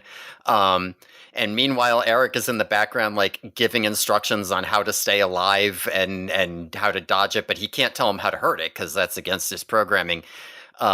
Jake like is bleeding out. He passes out and he almost dies. And he wakes up in a safe house that Guide has taken them to. It turns out Eric has gotten them out alive, and they fought the howler basically to a draw. The howler was hurt but got away, and they all almost died but got away. And Axe in particular is like super depressed and won't talk to anyone because at some point when he was getting howled at, he ran away. So basically they're fucked, right? Like they can't win. They went 6-on-1 and they fought to a draw. They're completely fucked. So they're all really depressed except for a Guide who is extremely happy because he will be able to sell the memory of the fight for a lot of money. Right. So, okay, another new thing. Yeah, this howler, I was saying on the inside cover, not quite how I pictured. First of all, I didn't even I just honestly I'm just gonna say it. I think Kay Applegate just is bad at describing aliens. Like, I don't. They're written so confusingly. I don't. I can never picture what they're supposed to look like. I didn't even pick up on these Wolverine claws. I just was like, there's just so many details coming at you in an order that doesn't necessarily make sense. I don't know. For how much she references X-Men, like I'm pretty sure I do remember when I was writing these bullet points, it was like 3 sentences describing what a Wolverine claw was like. And then and I think what did work slightly differently. It wasn't quite the same. But in my head I was just like, yeah, like Wolverine. So I just write Wolverine claws. X-Men's like her third favorite comic to reference.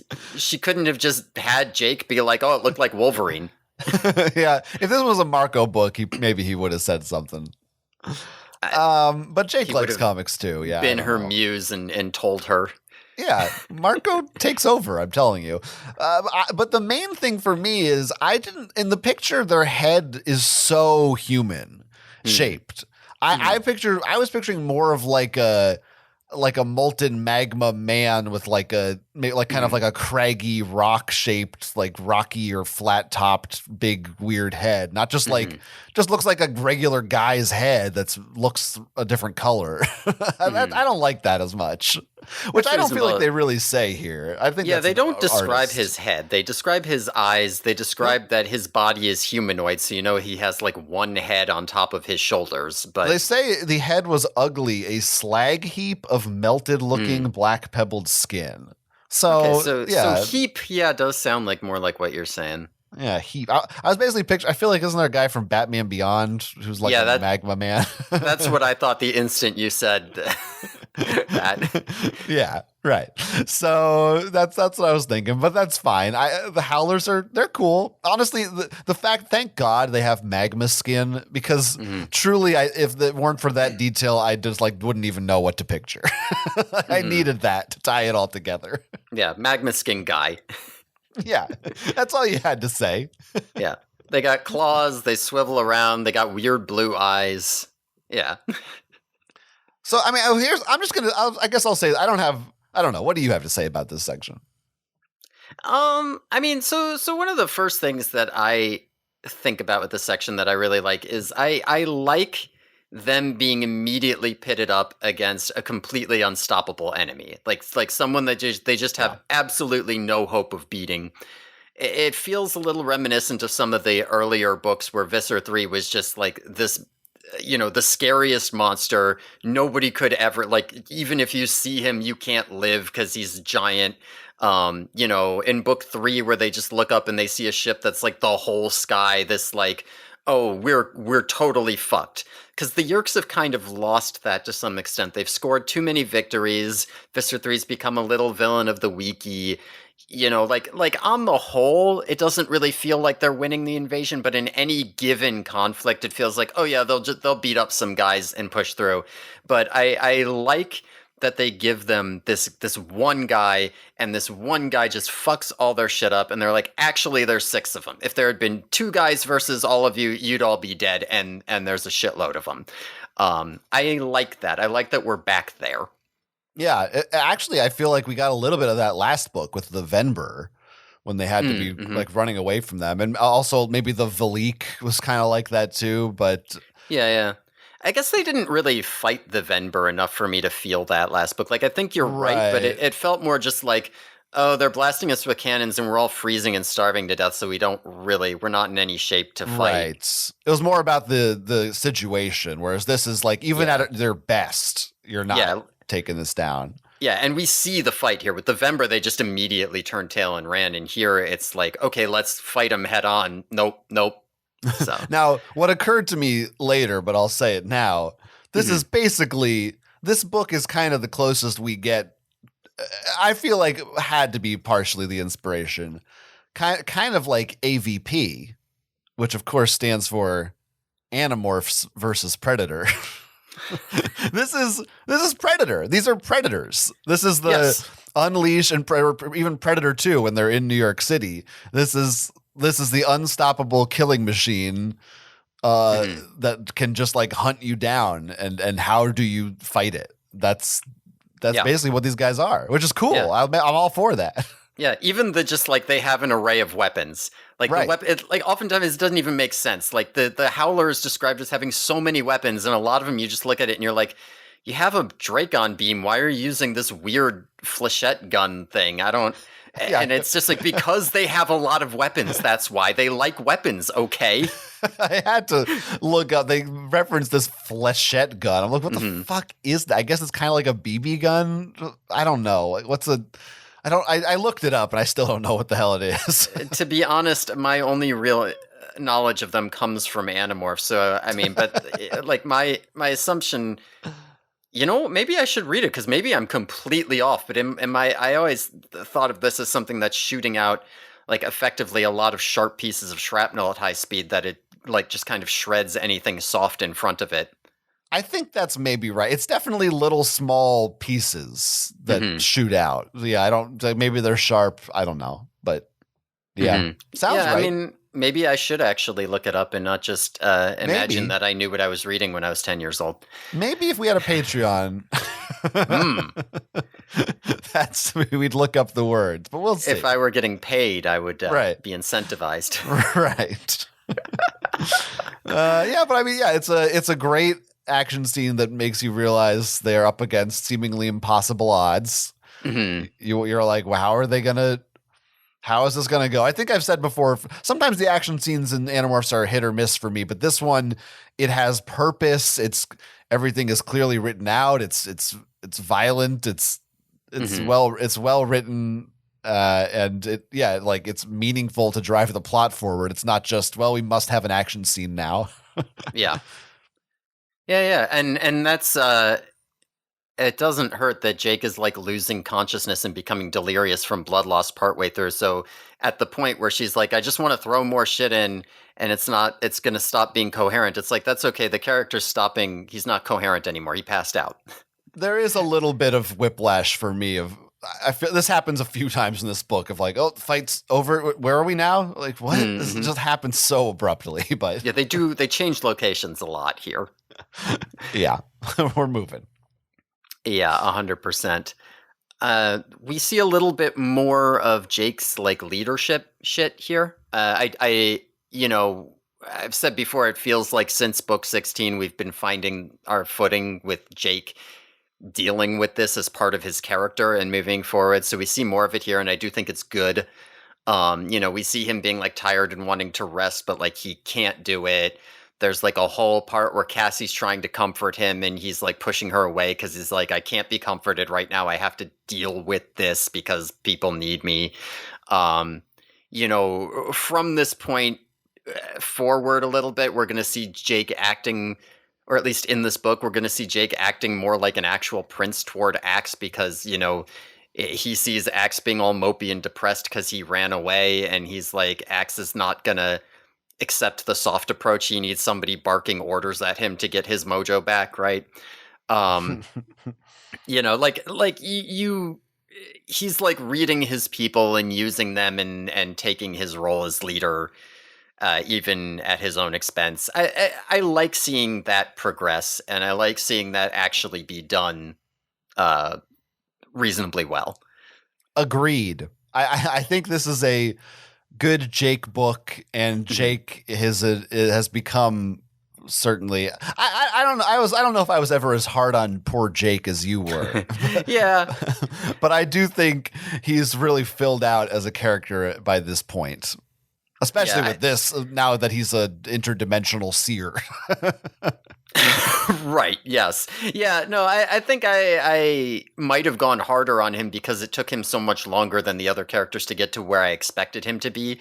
When you're rereading these and you're not spending a week on each book, and you're just going through like 5 books a day, you're just like, and then like, all right, I'll read some more tomorrow, whatever.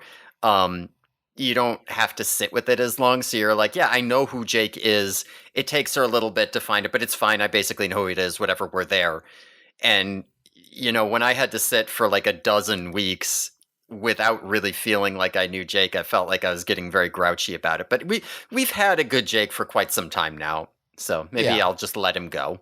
Just let it go, buddy. There's so we're about halfway through the episode. Oh boy. There should be about another 2 hours to go. Oh my God. Should this have been a 2-parter? I was wondering that when I was making these notes. I was like, maybe I should just, but that's how it is. No, this is not, we don't split up the main books. It's just not our way. Yeah, if we were going to do that, we should have announced it last time, so it's too late now. You're getting 4 hours this week, folks. Here we go. The Howler howls go key row, by the way. Mm-hmm. Mm-hmm. I should really throw that in there. Uh-huh. There's a lot of those. All right, so now they're all like, I guess we got to figure out what we're dealing with, right? Now that they realize they can't fight, it's time to actually try to figure out where they stand. So, they sell their memories of the battle to Guide, so that Guide will buy them the Howler memories, and that the Howlers were selling. And Eric downloads all the Howler memories. And he gets all fucked up from seeing all the death and murder that the Howlers have been committing. And he shows them a hologram of the Howlers genociding a species called Graffin's children. Graffin's children look like Gumbies, but with tree bark skin. And they're just like super nice, friendly children's show. Like, oh, I'm a little Gumby man. And then the Howlers come and murder them all violently. We find out that the Howlers have never been defeated in their entire history. They've never lost a battle. We find out that the Howlers, they're predators. Yeah, they don't do anything but kill. They don't like take prisoners. They don't, mine resources. They just go from planet to planet killing people. And they do this because they are not a natural species that evolved to be like this, but they were created by Krayak. Krayak just intentionally developed and made a race of murderers to go commit genocide for them. So they find all this out, and I'm just going to toss this bit in here because I don't have that much to say about it. They're contemplating these ideas all night, and then in the middle of the night, some Howlers bust in on them where they're staying, and Eric stands in front of the door long enough for them to morph to fly and fly away. so there's a second Howler attack in there if you want to talk about it. But the main thing here is we find out about the Howlers. Yeah, we find out about the Howlers. They yeah. I don't even know. I mean, it's cool. It's cool stuff. I don't honestly have that many notes about this section.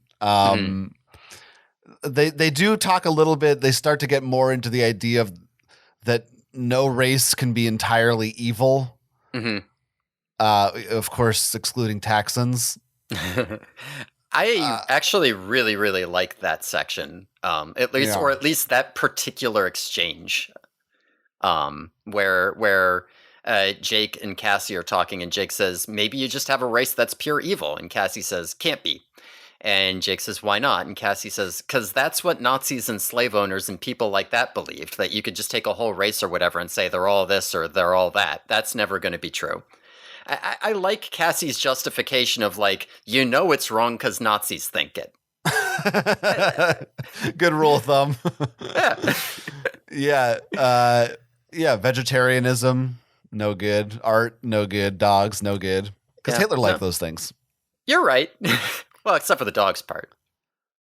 No, he liked them.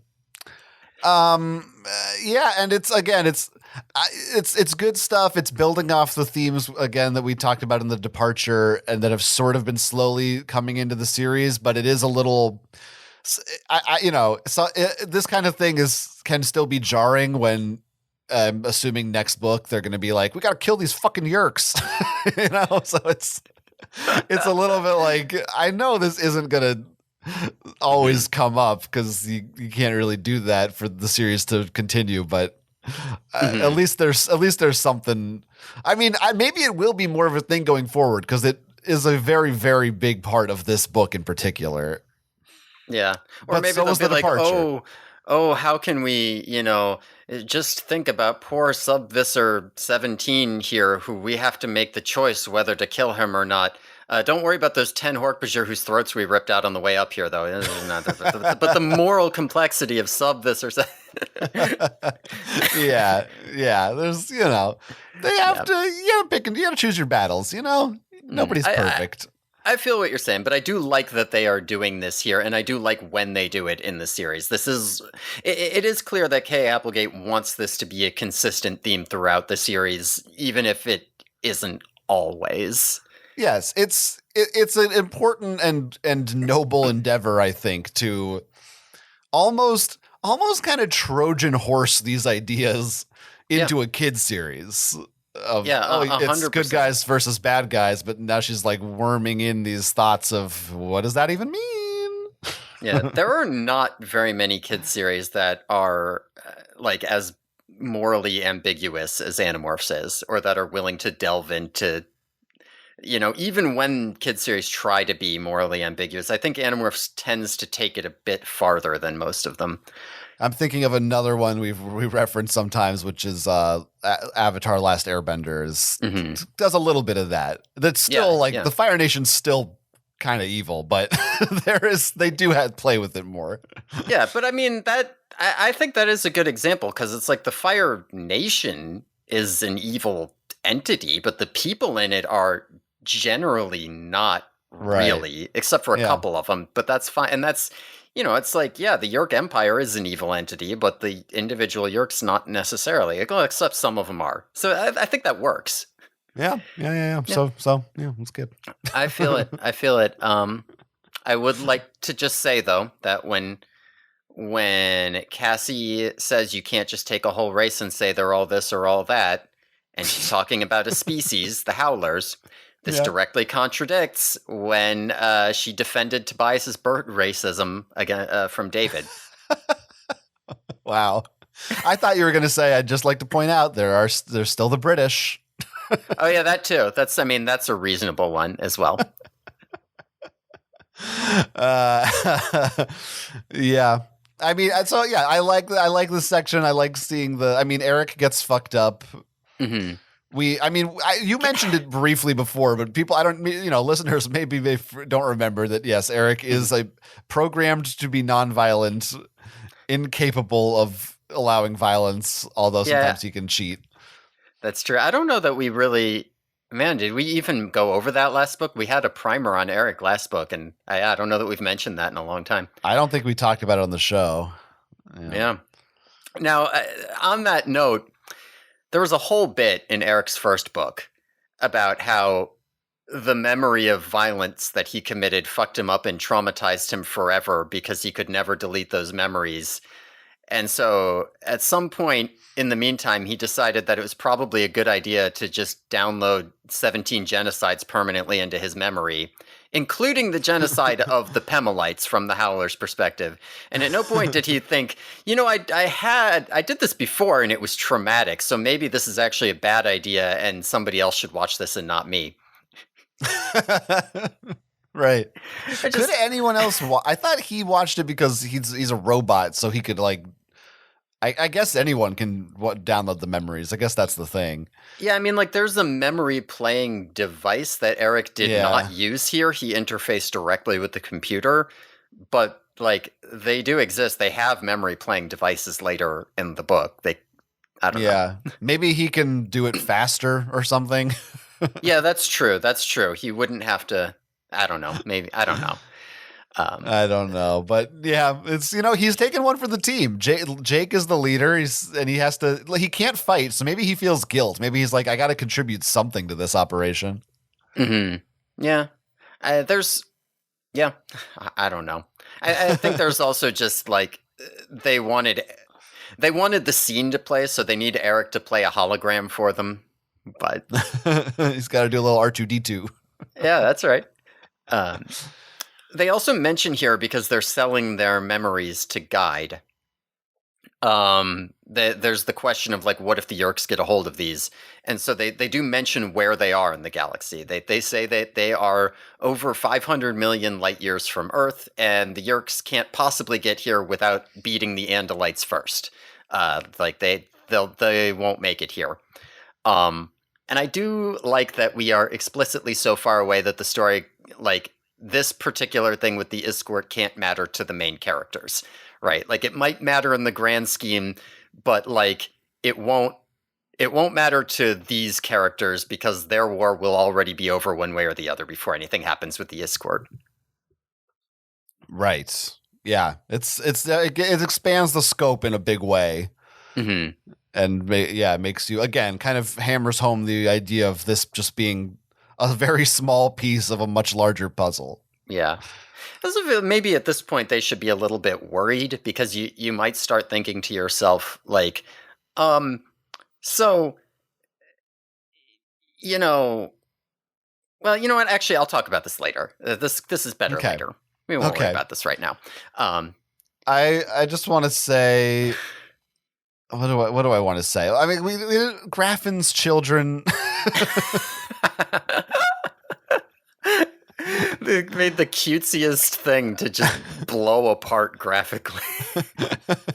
It feels like a parody, like a Care Bears, like an internet cartoon of them getting ripped apart. I do imagine them in claymation like Gumby. Yeah, they clearly want you to. Yeah. Again, this was the movie. I think that's how they would play this part, so they could get away with the hyper violence. Graffin chronicles when. I want to ask. You're right. We find out that the Howlers were created in labs by Krayak, right? Or created by Krayak. I don't know about labs, but that's another. There sure are a lot of aliens in this series that were created in labs. That's a big theme. I don't know if that was Jurassic Park, like cloning was a thing, is just in the zeitgeist, as I like to say. But it's a lot of aliens aren't aliens; they're things people made. It's interesting. I feel that, yeah. That is interesting. There are a lot of them. Yeah, something to chew on. Yeah. Well, yeah. Well, there might be more. Oh, good. I hope so. Well, we'll see him soon. Okay. So they escaped. Like I said, the Howlers attacked them. Sorry. I'm sorry. I just want to say one quote. Mm-hmm. This is a quote from Jake. I mean, there must have been some smart Nazis and some smart slave owners. End quote. Yeah. Just a little quote from Jake. Yeah, just throw a little quote there out of context. No, it's context. Yeah. Okay, go ahead. I'll give you one too. Hitler was right about dogs. Hitler was that? right. Me, right now. Oh, okay. About dogs. Okay, yeah. Okay. All right. All right. So like I said, the Howlers attacked again and they escaped. So Guide takes them to the Temple of the Servant Guild. This temple is a bright white plastic pyramid, 10 stories tall, with like neon light door frames and obnoxious blaring music inside. The rooms are also all bright white, and they all have like bright neon colored bulbs in them. It's an annoying place. The Servant Guild escort they basically spend all of their time being like, oh, let me wash your feet, let me feed you grapes. They're also very annoying. Everyone hates them. They won't leave you alone. So Guide has to leave them for a little bit because Guide has to feed. Because you see, so escort are actually two creatures. They're not this weird thing that you saw. They're actually a symbiotic pair of two things, an Isk and a Yurt. And every 3 days, the Yurt has to leave the Isk and swim in the Yurt pool, where they feed on Kandrona rays. Which is where we get the big reveal that the escort they're all Yerks basically. They're Yurts, which are basically Yerks. And the Animorphs are all fucking pissed about this. They're like, fuck these guys, I hate them, they're Yerks. But Cassie, kind of stands between him and lets Guide explain. And we find out that the Yurt used to be parasites like the Yerks, but they decided that wasn't very profitable. And so they designed their own symbiotes, and they altered themselves so that they couldn't live without their symbiotes. So now you have Isk and Yurt who are symbiotic with each other, and the Yurt are no longer conquerors, and they are effectively one species. And so this is the answer, right? This is the answer to the Yerk War, right? If the Yerks were to do something similar, then they could have bodies, and they wouldn't have to conquer planets, and they wouldn't have to enslave people. They could be just regular free species, and this is what the Alamist is playing for, right? This is his game. He wants there to be a chance that the Yerks and the Iskwort meet, so that a better way can be found. Because like right now, you look at like Aftran, right? And Aftran has to choose. Aftran, she has to choose between being a conqueror or being a slug. Right. But the point is that she doesn't have to choose. So this is like the core of the book right here. Yeah, this is a lot. Yeah, it's a lot. There's a lot. I mean, we didn't even talk about a whole fun scene where there are flies and they're making fun of the Howlers. Yeah, that's the part I skipped over when I was just like the Howlers attack and they escape. Yeah, it was a lot of fun though. Yeah, I mean, if you want to talk about that first, we can. No, we have to move on. But I did appreciate that Jake was there when Rachel started turning into a bear to be like, Rachel, fuck a fly, you fucking dummy. That's true. And he also had to call off Axe because Axe was like, I am dishonored and therefore must kill myself to save you. And he had to be like, Axe, the fuck away. Yeah, I am your prince. One of the things I like about this book, at least Axe certainly, but at least, he gets like a little arc a little bit. It's not, you don't always see any other characters get anything in these books besides the narrator. But what about book 24? The suspicion with the Helmicrons and the arc. You're right. They all had a lot of things to do in that one. When Mail went through that arc where he became an MRA at the end. Right. Mail, my favorite Animorphs character. So at first, there's all these revelations here. At first, I was like, "Oh, so the Iskwort are basically another Skrit Na." Mm-hmm. I was thinking, isn't any species in this universe fucking alone? Mm-hmm. And they don't let you dwell on that for too long though, because immediately they're like, wait a minute, you're fucking Yerks, and I'm like, this is insane. Yeah. This is what not is happening. Like, nobody saw this coming. I'm certain. I definitely did. Like, who the hell is reading this book? And I mean, maybe you should be ready for yet another twist at this point. There's so much shit in this book, but like, it's wild. Now, I sort of have mixed feelings about this revelation. On the one hand, I love it. I think it's a good twist. I think it kind of makes sense, and I like. It's like, okay, they're the idealized potential of what Yerks could do to survive peacefully without enslaving anyone. I mean, how the actual manufacturing a species, the ethics of that, I don't know. That's kind of murky, but we're just assuming that's all okay because they tell us it's worked out. Then fine, it worked out, I guess. The Ellimist knows it works. On the other hand, it kind of feels to me like maybe it's too easy a way out.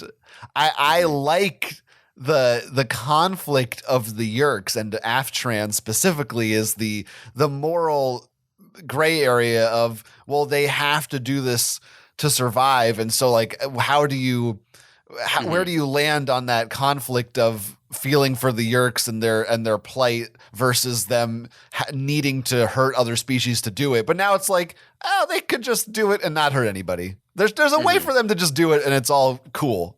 It feels a little like, oh, well, that kind of takes the wind out of the sails of the moral quandary. It's like if in the Civil War they were like, oh, well, there's a bunch of Oompa Loompas and they love being slaves, so it works out. You can just have the Oompa Loompas and everyone's happy. Like, well, now I'm characterizing slavery as if there was as if I'm potentially you could sympathize with the slave owners that want to do that. So I retract what I just said, but it just feels, I don't know if that's, and I have no idea also how much this figures into future books other than in a theoretical sense. Cause this is something that we find out isn't probably wouldn't happen for like 300 years that the Yerks will actually meet these people. But yeah, I mean, I'll tell you right now, we are halfway through the series, so it sure can't happen next book. Like that is, though, this is a reason why I've been excited for this book, because this idea of like another way out for the Yerks is an important one for the series, and like I can't really, or I couldn't really talk about it until this book, right? I do think I like that this is here, because as much as the moral gray area is like a fun concept, there is some value to saying like, look, you never need to have a war, right? Like you never need to start it. There's some other way that you can, like, I like the idea of that. This idea that like war is sometimes going to happen and sometimes you have to fight, especially if you are being invaded, but like you do not have to be the instigator of this thing, right? That there is some other solution. And while this is a solution for the Yerk populace as a whole to like have their needs met without being conquerors, it's not a solution for the Yerk leadership who, they specifically have power because they are in a military hierarchy that derives power from conquering people. Like, the Council of 13, Visser 3, Visser 1 don't necessarily keep their positions if the Yerk Empire is not a military empire. So this on its own is not a solution, just the idea that you could do this. It's more of like a hope for like the Aftrans of the Yerk Empire, because like as much as it's a moral gray area, you do end up in the position, again, we always talk about vegetarianism, and again, I always come back to, listen, you can tell me it's immoral all you want, but meat is so good, I am not going to stop eating it. I fully sympathize with Aftran saying, or before saying, listen, I know what I'm doing is wrong, but what am I supposed to do, be a slug? But like if you say to her, well, there is something else you could do. You can't do it right now, but there is something else you could do. That's a lot more powerful than saying, yeah, just be a slug. So I like that this concept exists Yeah. here. Well said. I think what I want is to find out that like Visser 1 or the council actually knows all about this, and they Mhm. cover it up. They don't want to do it. They're like, fuck that. We want to kill all the enemy. We don't want the Yeerks to find out that there's another way. We want to take over the galaxy. Yeah. That's my headcanon. That's a good headcanon. I like that. Yeah, thank you. So this is what I was, and so something that I was starting to talk about earlier. I feel like they should be actually a little more worried here, because if the Ellimist's whole idea is that someday the Yeerks will meet the Iskort, and the Yeerks can't meet the Iskort until after they've beaten the Andalites, then this is like a backup strat for him, right? This is a plan B for him. This isn't his main plan. But this is a sticking point that he absolutely will not budge on. And to me, that kind of feels like if I were the Animorphs, I'd be like, so is he expecting us to lose? Would be my thought right now. Right. Because right. There's no way they'll be dead. There's Why is he so hung up on what should be a backup strategy if he, believes in us? Yeah, well, why isn't the strategy like get these Yeerks to meet these Iskort now? So this part is not explicit in the book, but I think in my headcanon, this is one of the ways the Ellimist is cheating. So there's another way that they imply that he's cheating or trying to do something on the side later on. But right here, this idea can't get to the Yeerks because of distance. They're 300 years away from meeting the Iskort. Except that actually, the Animorphs have this idea. They've heard it. They know it. If the Animorphs survive and get zapped back to Earth, then now, they don't need to meet the Iskort. They just need to know that they exist. And if the Animorphs have this idea on Earth, right? Iskort, meet the Iskort. They are made up of an Isk and Yort from the Beauty City. They are gonna write a book report. Okay, Randall's team, go ahead. That was pretty good. Yeah. But yeah, I mean, I don't know. How do you feel about that headcanon? This idea that he's trying to smuggle in the idea of the Iskort through the Animorphs, and that's why he picked them specifically for this, as opposed to Andalite warriors. I like that. I like that a lot because that maybe another Yeerk gets in Jake's head and sees that shit. Yeah. Look, we have Aftran. They've met Yeerks that they could give this idea to. Yeah. I think that's good. I think that makes sense. Anyway, that's just an idea I have on there. I like it.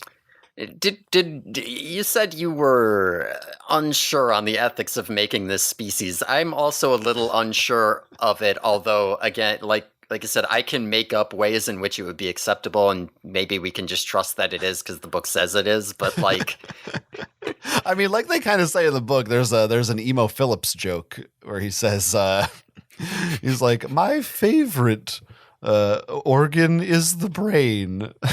He goes, but then, well, look who's telling me that, or something like that. My Emo Phillips for you. It's like really good Emo Phillips. Thank you. It's like yeah, the Yorts are like yeah, we're cool. It's all good. It's like, well, I don't know. Sure, of course you're telling me that, but maybe that's not true. I don't know. Yeah, and they try to justify it. It's weird the way that K.A. Applegate decides to justify it here, because she justifies it by saying they specifically made it so they can't survive without each other. And it's just I can't survive without, to some extent, participating in our economy, right? I have to get money and buy food. Does that mean that our economy is now an ethical process and it's good, and the ways in which we build our imperial core on the back of the global south and exploit our own workers, that's all good, because after all, I can't survive without it. Yeah, right? I don't know that really holds up. I mean, it's again, if you genetically engineer chickens only that to be eaten, is that ethically right? That now, well, we made them to be eaten, so they don't like feel things. That therefore it's okay. Is Yeah, it? yeah. Or there's a lot of we The designed cow these from robots. Hitchhikers. Right. We designed these robots to be our slaves. So like we programmed them. So that means it's ethical to enslave them. It's like every sci-fi story ever written. Yeah. So yeah, Yeah, it's 100%. yes. They don't there's not time in this book to explore that, but Yeah, like if the Isk and the Yort share control of the body or something, or if like the Isk are literally just brainless shells, they literally like the Yurt is just their brain, then yeah, I think this is okay.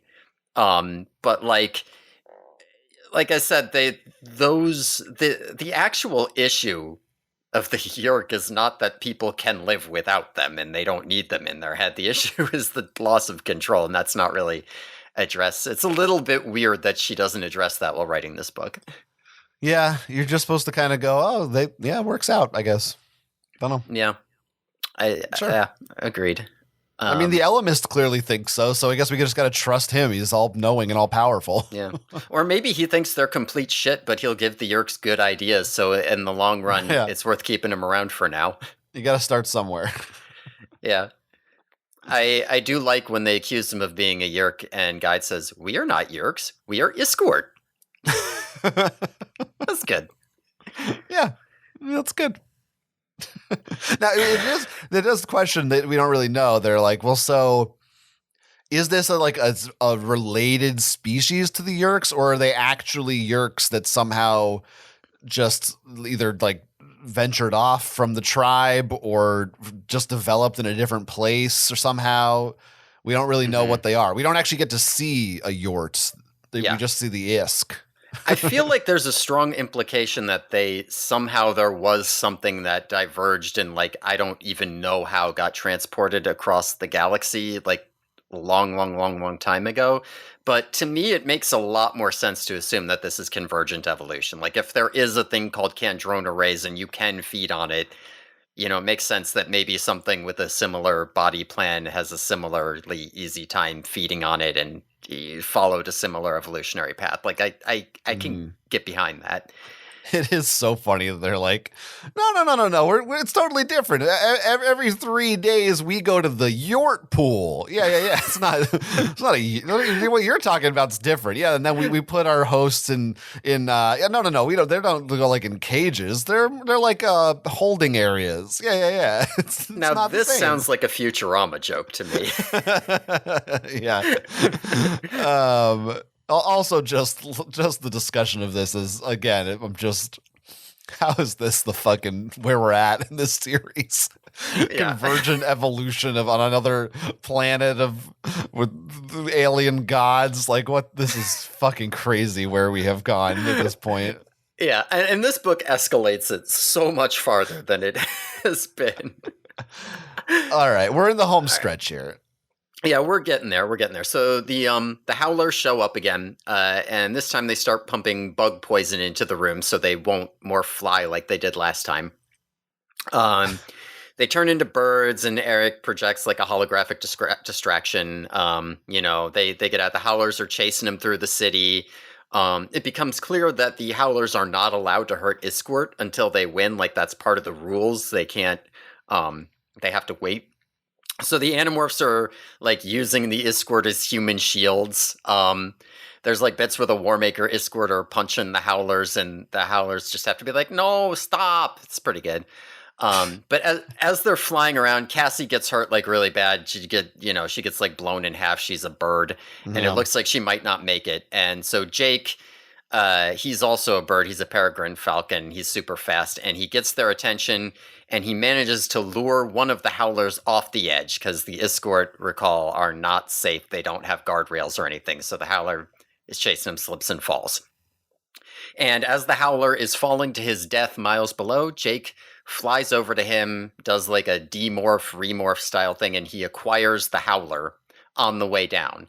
So, score one, they killed one of the Howlers, and Jake also has a Howler morph now, which is pretty badass. Jake flies back up and he meets up with the others who are hiding in what appears to be some kind of abandoned factory. And Jake sees that Cassie is okay, and because he was worried about her, and he runs up to her and he kisses her. So, oh my god, Yeah.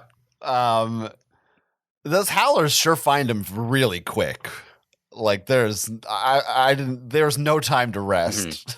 yeah. I am running under the assumption that the escort are just fully willing to tell the howlers anything in exchange for random shit. I'm also, though they don't say it, running under the assumption that these escort also are fully aware that the howlers intend to genocide them and just don't care. They're just like, I'm rich, baby. Look how much money they gave me. Yeah, I like them. That's what I think of these guys. I think I'd like this planet. I think I'd do well here. I'd have fun. Well, capitalism, fun. This is the part of the book where I sort of started, like, everything is happening so fast in this book. Mm-hmm. It wasn't until now that I kind of took a step back, and I guess it was pretty explicit up front, but the fact that it really hit me that this plan was always that they're just going to straight up murder the howlers. Like, that's what the Ellimist set them here to do. Yes, they had to kill him, yes. It really feels like there's not enough time spent on. You'd think Cassie would have something to say about that. They're all just like, yeah, let's go murder these guys we've never met. It really feels like that's a lot.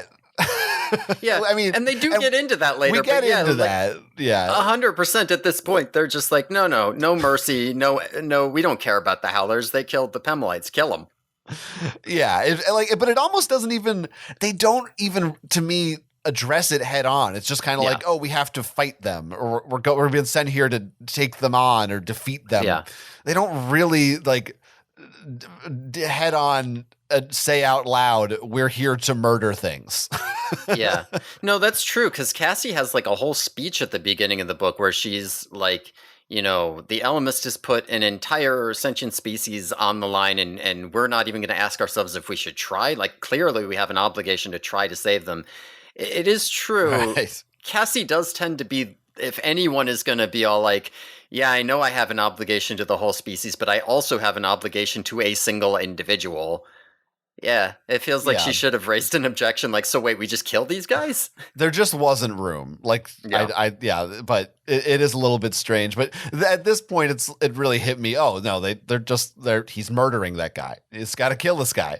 Which, again, it's not like they don't kill the aliens all the time, but it's usually not like, it's usually in the heat of battle as opposed to we've sent you on an assassination mission, Yeah, that is a fair point.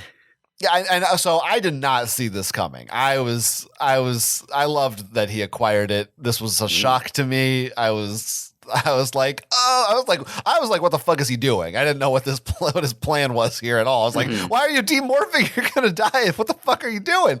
Oh, it was good. It was exciting.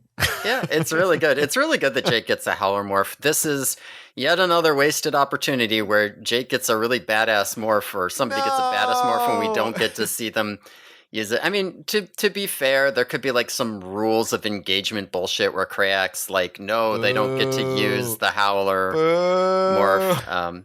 But like, how cool would it be if Visser 3 morphed into some terrifying monster, like, and was on a rampage, and Jake just showed up as a howler and just wrecked his shit? Yeah, and he's like, I acquired this morph from the City of Beauty on. Yeah, and Visser 3 would be like, that's not fair.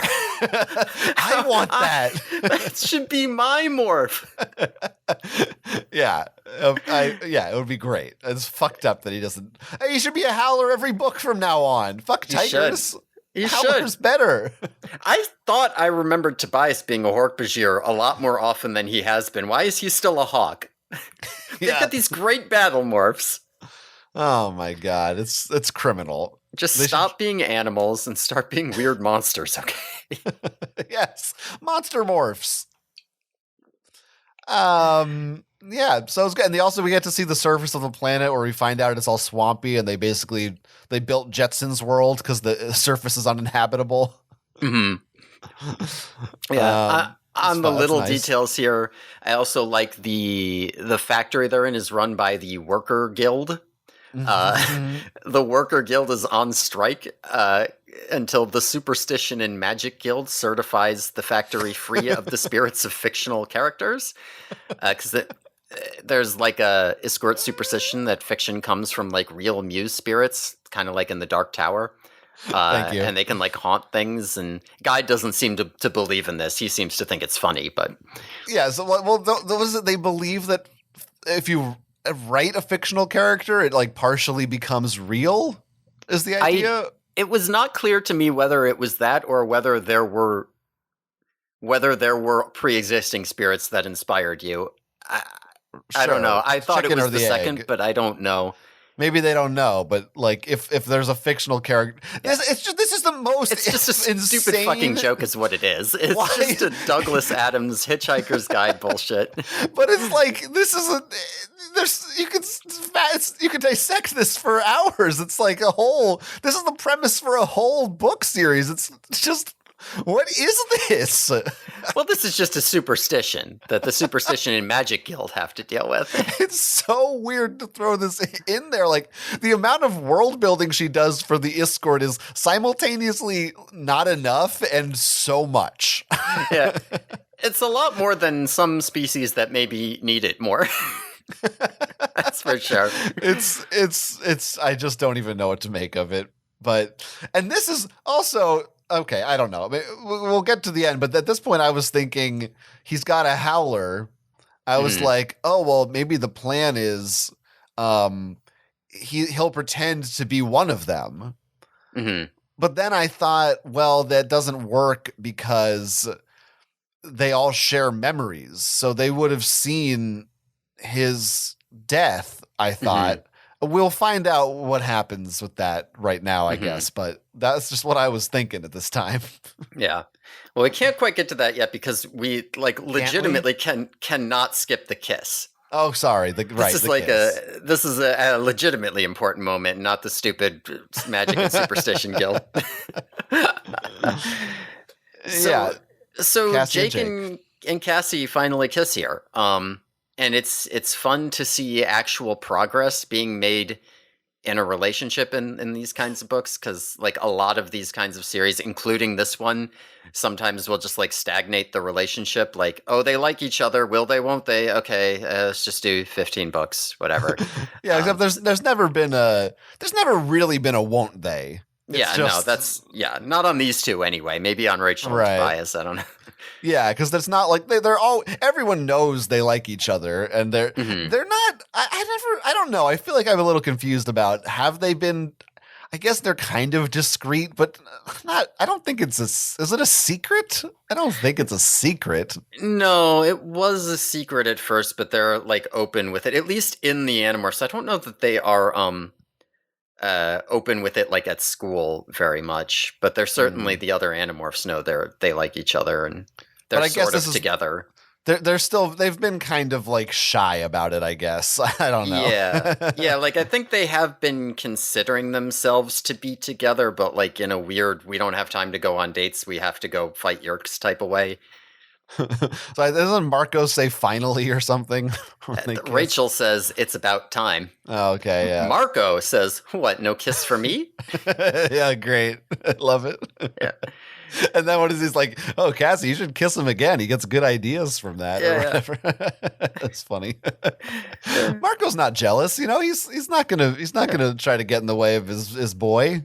No, He's happy for them. Although I do think bisexual icon Marco would 100%, if Jake had called his bluff, he would have been into it, I think. Yeah. Well, they're all bisexual for Axe in his human morph because he's True. disturbingly attractive. He's disturbingly attractive. Now I have a quote from K.A. Applegate here about this. She says, the Jake and Cassie kiss was not only something Anna fans had wanted for a long time, it was our small homage to the first interracial kiss on TV, the famous Captain Kirk, Lieutenant Uhura moment. Uhura? Yes, that's how you say that. Sure. I'm not a Star Trek head. That long ago kiss I think there's ignited another a storm. word for that. Go on. Trekkie, you know? No, It's fine. no, that's not what I'm doing. Go ahead. That long ago kiss ignited a storm of angry response. For us, we always got lots of fan mail, and not a single letter that we ever saw complained about the kiss between a black character and a white character. Mostly what readers said was, "It's about time." Although that last thing is what Rachel said, not what your reader said. But, Honestly, this makes Kay Applegate sound kind of racist. She's like, it's an homage to another, like, what? Just like, the or it's just a homage kiss. is that the guy's white and the girl's black. Yeah, Right. No, I see what she's saying though, where she's like, this was a moment that was a huge deal when I was young, and everybody Right. got mad, and I was like, I want to have a moment that's a huge deal like that, and I did it, and it wasn't a huge deal, and that's good too. Actually, it's kind of better. Right. It's like if, I don't know, optimistically, it's like if in 50 years someone writes a story with two guys kissing and it's like, look what I did. And everyone's like, yeah, we know it's fine. What are you doing? Yeah. Who cares? I mean, that's kind of now, honestly, but Yeah. yeah. Okay. No, I feel you on that. but it's still, it's a good moment for the characters. It's a lot of fun. It gives you that fun.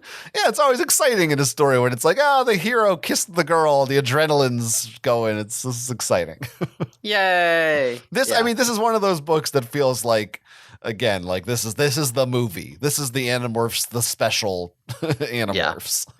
God, if this was the fucking movie and someone was like, oh, I could watch the series. What if I just watch the movie and see, see what it's all about?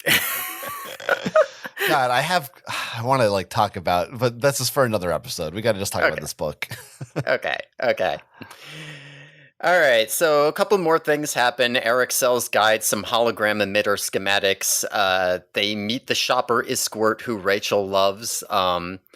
So Jake has a plan, and it's going to start with Guide telling the News, Gossip, and Speculation Guild where they are, so the Howlers will show up. So, okay, I've got all my Isquirt bullshit out of the way.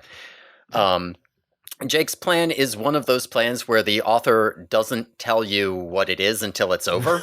But the idea is this, right? Okay, Krayak needs a way to control the Howlers. He must. So, and an out-of-control Howler would be one that feels like empathy, kindness, compassion. All right. So another speculation here. No one wins all the time. So the Howlers don't win all the time. So Jake's idea is Krayak must be zapping good Howlers. I was going to say bad Howlers, but good Howlers or Howlers who lose out of existence before they can like infect the collective memory and make the Howler that way the Howlers never learn to be nice and the Howlers never learn that they can fail. So the plan is they're going to copy all their memories for Guide and sell them to Guide, and Axe is going to act as like bait to keep the Howlers occupied. And this is so he can restore his honor. This ends Axe's little arc. Jake will morph into a Howler to get close to them. And then he'll stick the memory show device onto the Howlers, and Krayak will have to get rid of them before they learn about good things, because they'll remember all the nice things that the Animorphs had in their life, and that won't be good for them. So that's the plan. Jake morphs into a Howler, and he discovers when he morphs that the Howlers aren't like evil monster killing machines. They are actually just like children. And they think of killing like a game, and they don't really understand that they're hurting other people. There are no adult Howlers. They live like 3 years. They're grown in a lab. They can't breathe. There's no mature phase. But we don't really have time to deal with the moral ambiguity of that. They mention it, but there's no time because the Howlers are here. There's a big fight. And they complete the plan. They stick the memory thing on the Howlers. They give them all their nice memories of being human. And as expected, Krayak zaps all of the Howlers out of existence. So they win. They manage to find the sneaky way out of the unbeatable enemy forces. Pretty good. Pretty good plan. It works. It worked out. I don't know how I feel about characterizing them as children per se. Just because it's I don't know, that feels like a thing, like, okay, yeah, technically they're only alive for a few years, but I don't know. It's because they're made in a lab. It feels sort of analogous to me of like designing a robot that's intelligent, but Mhm. like if it, this is science fiction, but if it, like an intelligent robot that's only been alive for a year, but you wouldn't say like that's a child if you like programmed it to have adult intelligence necessarily. I just don't know how we're defining adult in the context of this a genetically made alien that's not really, and it's not quite the same, but I don't know. Mhm. I don't know that I disagree with it either. It was just a question I had in my mind. I don't know. Yeah, I mean, I think if the only evidence were that they were 3 years old, I would be 100%. But I always read it as more like Jake, upon inhabiting a howler brain, can just like Mm, feel what it's like to be a howler and realizes, oh, this brain, it's playful, it doesn't understand, it doesn't really, it's yeah, like a that's true. child's, it gets it. Um, Yeah, and so okay, so he turns into the Howler, and this is where I also was like, okay, they are literally predators because he has heat vision. yes, he has heat vision. Yeah, he's got So like like, tracking vision too. yes, like now the parallels are not just coincidence. It's like, okay, she definitely watched Predator and wanted to do this. Mhm. There's no other explanation. A hundred percent. Yeah. But great, that's great, that's fine. But she was like, one, fucking seven, bitch. Um, apparently, so that's what I was saying before. So he does kind of trick a howler into thinking he's the howler Yeah. that died. So I didn't really understand how that worked. I was like, I thought he could. I thought that Mhm. the howler would know. I don't. And why Yeah. wasn't that like the plan? That like that? I thought that could have been a bigger part of the plan. It seemed almost incidental that Yeah. he did that. I don't Yeah, know. they could have found a way to get like I get the idea of like it makes sense that I turn into a howler so I can get close because otherwise it would be too dangerous to get the memory thing on his head. But yeah, they didn't have to have him morph a howler to do that. They did it so that they could give you the idea, oh, they're children idea at the end, and also so Yeah. that he could morph a howler because that's cool. Yeah. Um, And so we also learn about some of the alien races that were slaughtered. I assume you wrote those mhm. down. Oh, I do. The mash to me, the Ron, and the Nostnave. Nostnave? Yeah. Yeah. Yeah. Yeah, they're good. I like They're the really Ron. good. The Ron is good. Mash to me. Okay, another point of interest here. Eric hides something from them. Yeah. Eric finds out or found out earlier when he got the memories. He found out that the Howlers were all children and intentionally did not tell them. This feels like cheating. This feels like he's breaking his programming because isn't he doing this so that they'll fight him because he has a grudge because they killed his people? So he's like, this is his loophole to incite violence indirectly. This is his loophole. This is your like your law of robotics story loophole where he's like, I'm not Yeah. allowed to incite violence, but I could totally not prevent. I mean, I guess he's already not preventing it by being like, listen, Right. I'll tell them. I can't tell them how to hurt the Howlers. I can only tell them how to get away safely, but I can stand here and let them hurt the Howlers. I'm not going to kill you, but I don't have to save you either. Yeah, I don't know, Eric. I feel like maybe you should. But at the end of the day, they do have to kill them here, Yeah, right. Well, yes. or at right. least they have to get rid of them. But I was surprised. I was like, I didn't Yeah. think he was capable of even that. Yeah. Like it is interesting to see angry, hateful Eric. Right. Yeah, he gets a little grumpy in this book. Yeah, he does. I really like this plan. I like the way it works out. It's smart. Yeah. It's the it really brings home again just the empathy writ large is what it is. It's you know literally know your enemy. But in this case, if you truly know your enemy, then you can't hate them anymore, is the idea. Yeah, That's beautiful. I feel that. One thing I like is I like imagining some of the earlier scenes like as though they are small children. Like when the first Howler is watching them morph, you can reread it and it'll be like, oh, this Howler is like really jealous of them. Like he's not attacking them while they morph because he's like, I wish I could do that. I got all my cool guns. How come I can't morph? How come they get to morph? There's like a bit where they're all mad at Eric the Chi and they're like, fight me, Chi. And you can imagine that they're just angry that this guy won't play with them. Um, you can imagine, like, when they get all angry when the morphs are running away, you can imagine they're like pouting and throwing tantrums. It's fun. They're fun. I love the Howlers. How can you not? Who doesn't love Howlers? Let's wrap this up. Yeah, please. All right. I suppose I have a bunch more in this section, but actually none of it's really important. We don't need to talk about it. I figured. All right. God, there's so much in this book. So, immediately upon winning and getting the Howlers, whatever, they all get zapped into Krayak's throne room. So they're all standing before the great big Krayak, and Krayak is like, talking to them. He's trying to scare them with his deep booming voice. And then the Ellimist shows up looking like an old Merlin man or whatever he does. and the two of them, the Ellimist and Krayak, they agree that the Isquort will live. Right, the Animorphs won, the Isquort will live. And then we also find out that the memory of Jake and Cassie's kiss made it through to the Howlers. Like, Krayak tried to zap him in time, but he didn't get everything. That kiss made it through. And the Ellimist can see far enough into the future that he sees the next time the Howlers try to genocide somebody, this will be the Sharf Den. Instead of killing them, they will go up to them and start kissing them instead. and we also find out that Guide is immeasurably rich now. He's absurdly rich.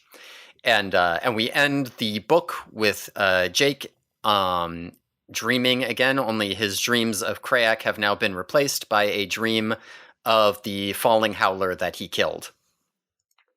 Good downer note to end the book on. Yeah, good downer note. We've defeated the enemy with love, and also I am traumatized by my murder of an innocent being. Yeah, and it is worth noting it's heavily implied that the Howlers are all getting genocided now because they're worthless to Krayak now that they just kiss people.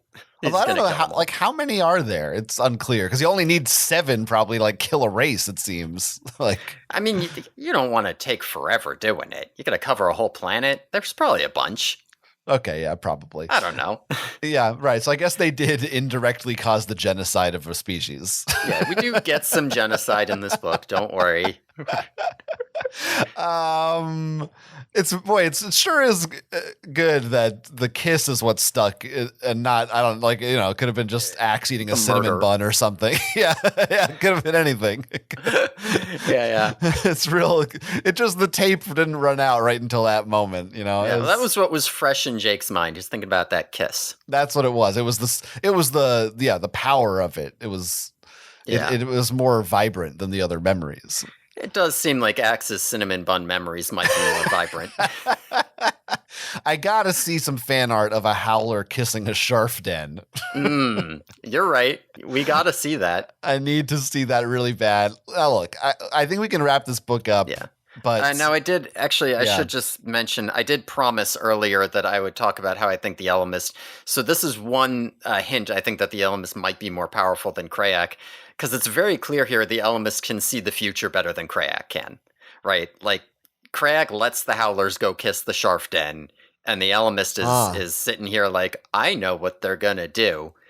So I don't know, that was just a thought that I had about that there. Well, it could be a back and forth, you know what I mean? Like I'm ahead of you in this move, but maybe Krayak gets one over in some other areas sometimes.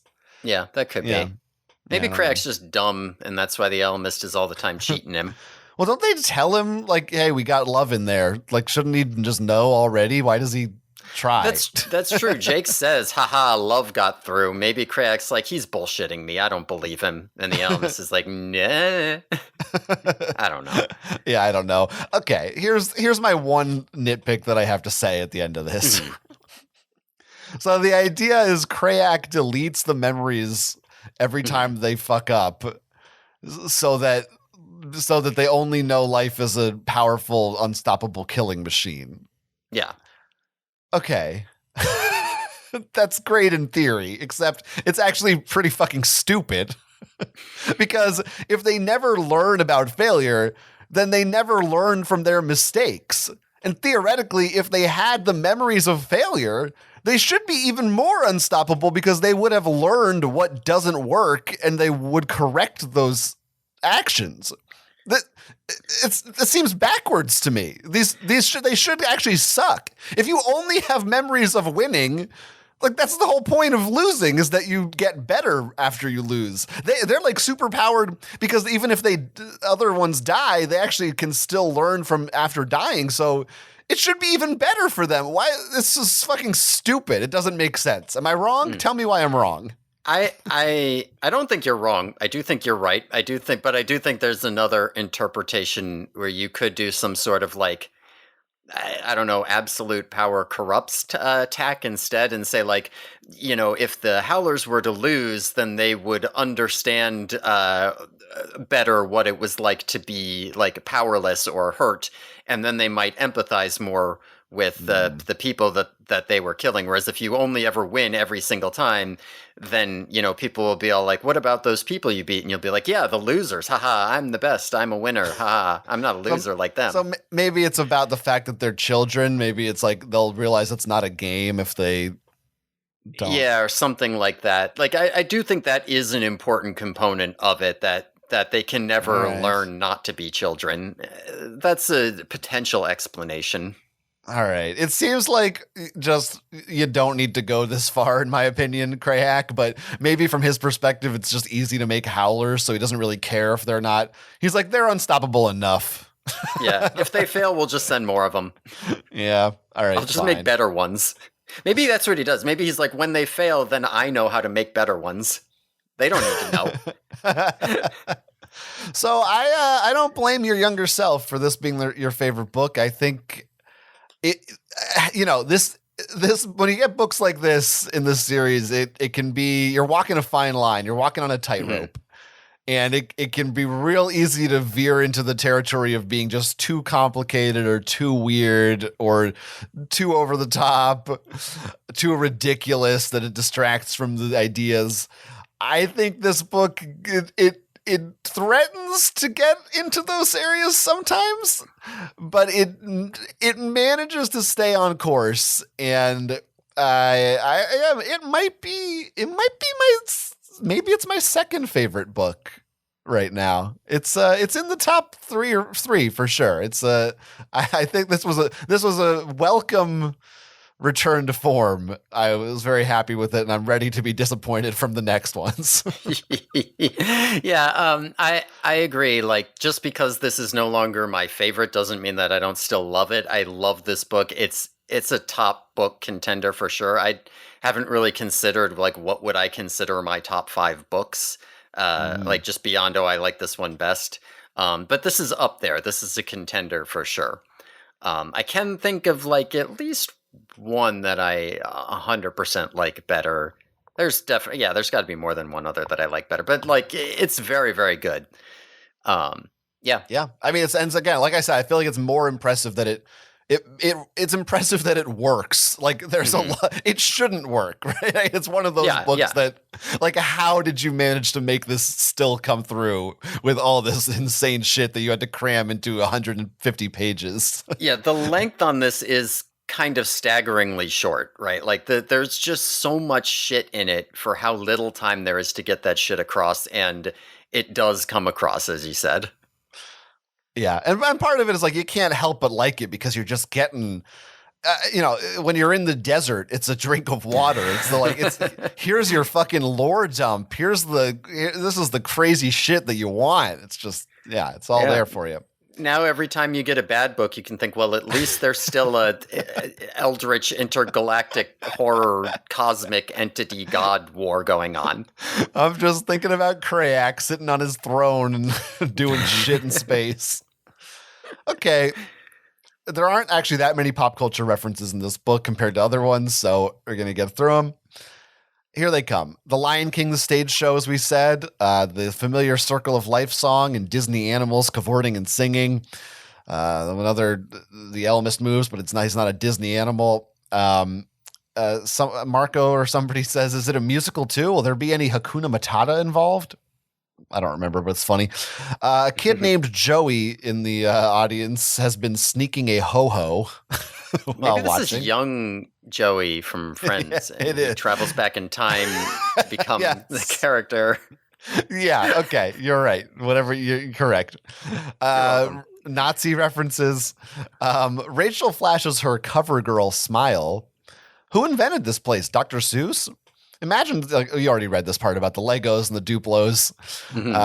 What is this? Planet of the Salesman? Now, this was capitalized, so I assume it's a Planet of the Apes reference. Yeah, I have it with a question mark, so. Okay. Man, I thought there were a lot of salespeople at Nordstrom's, but this is nuts. The Nanny, that sound, it sounds like Fran Drescher, the woman who plays the lead in The Nanny. No offense to her. I don't think Fran's probably around there to overhear you being rude, Marco says, or somebody says. That was more of a Peter Griffin. You're right. This from the girl who buys all her clothes from LL Bean. Eric used to cut Catherine the Great's hair, we find out, and he was also alive since Moses was wandering around in the desert. And now Axe is a Vulcan. They lie and say Axe can mind meld to threaten the escort. Obviously, you don't get the Super Bowl here. A bloody hole. This is a real image. There's a bloody hole you could have pushed a Coke can through appeared in Marco's back. Dear God. That is horrific. Another reference to Legoland. They Xerox our memories. I had the feeling we just turned him into the Bill Gates of the escort. The Graffin's children look like Gumby. I could see why the escort had built their, again, Dr. Seuss towers. The World Trade Center and the Sears Tower were Tinker toys compared to this. Oh, Muhammad Ali lost. Michael Jordan lost. And again, Legoland meets Dr. Seuss. Yeah. All right.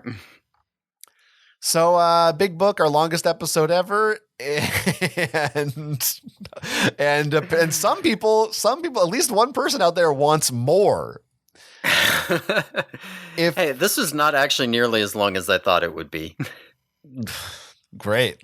If you want more, let us know. Email us, theyerkyboys@gmail.com.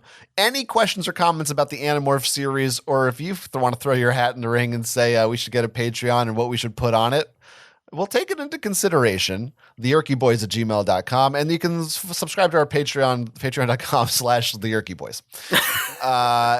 My name is Jonathan Estes, and I have a website, jonathanestes.com, where you can find my other podcasts and other stuff too. Thanks. All right. And I guess you can find me at Dog Times McGee on Blue Sky if you wish. Cool. Thanks everyone for listening. Tune in next time when we'll be talking about Book 27, The Exposed, in which Rachel turns into a squid on the Yerky Boys.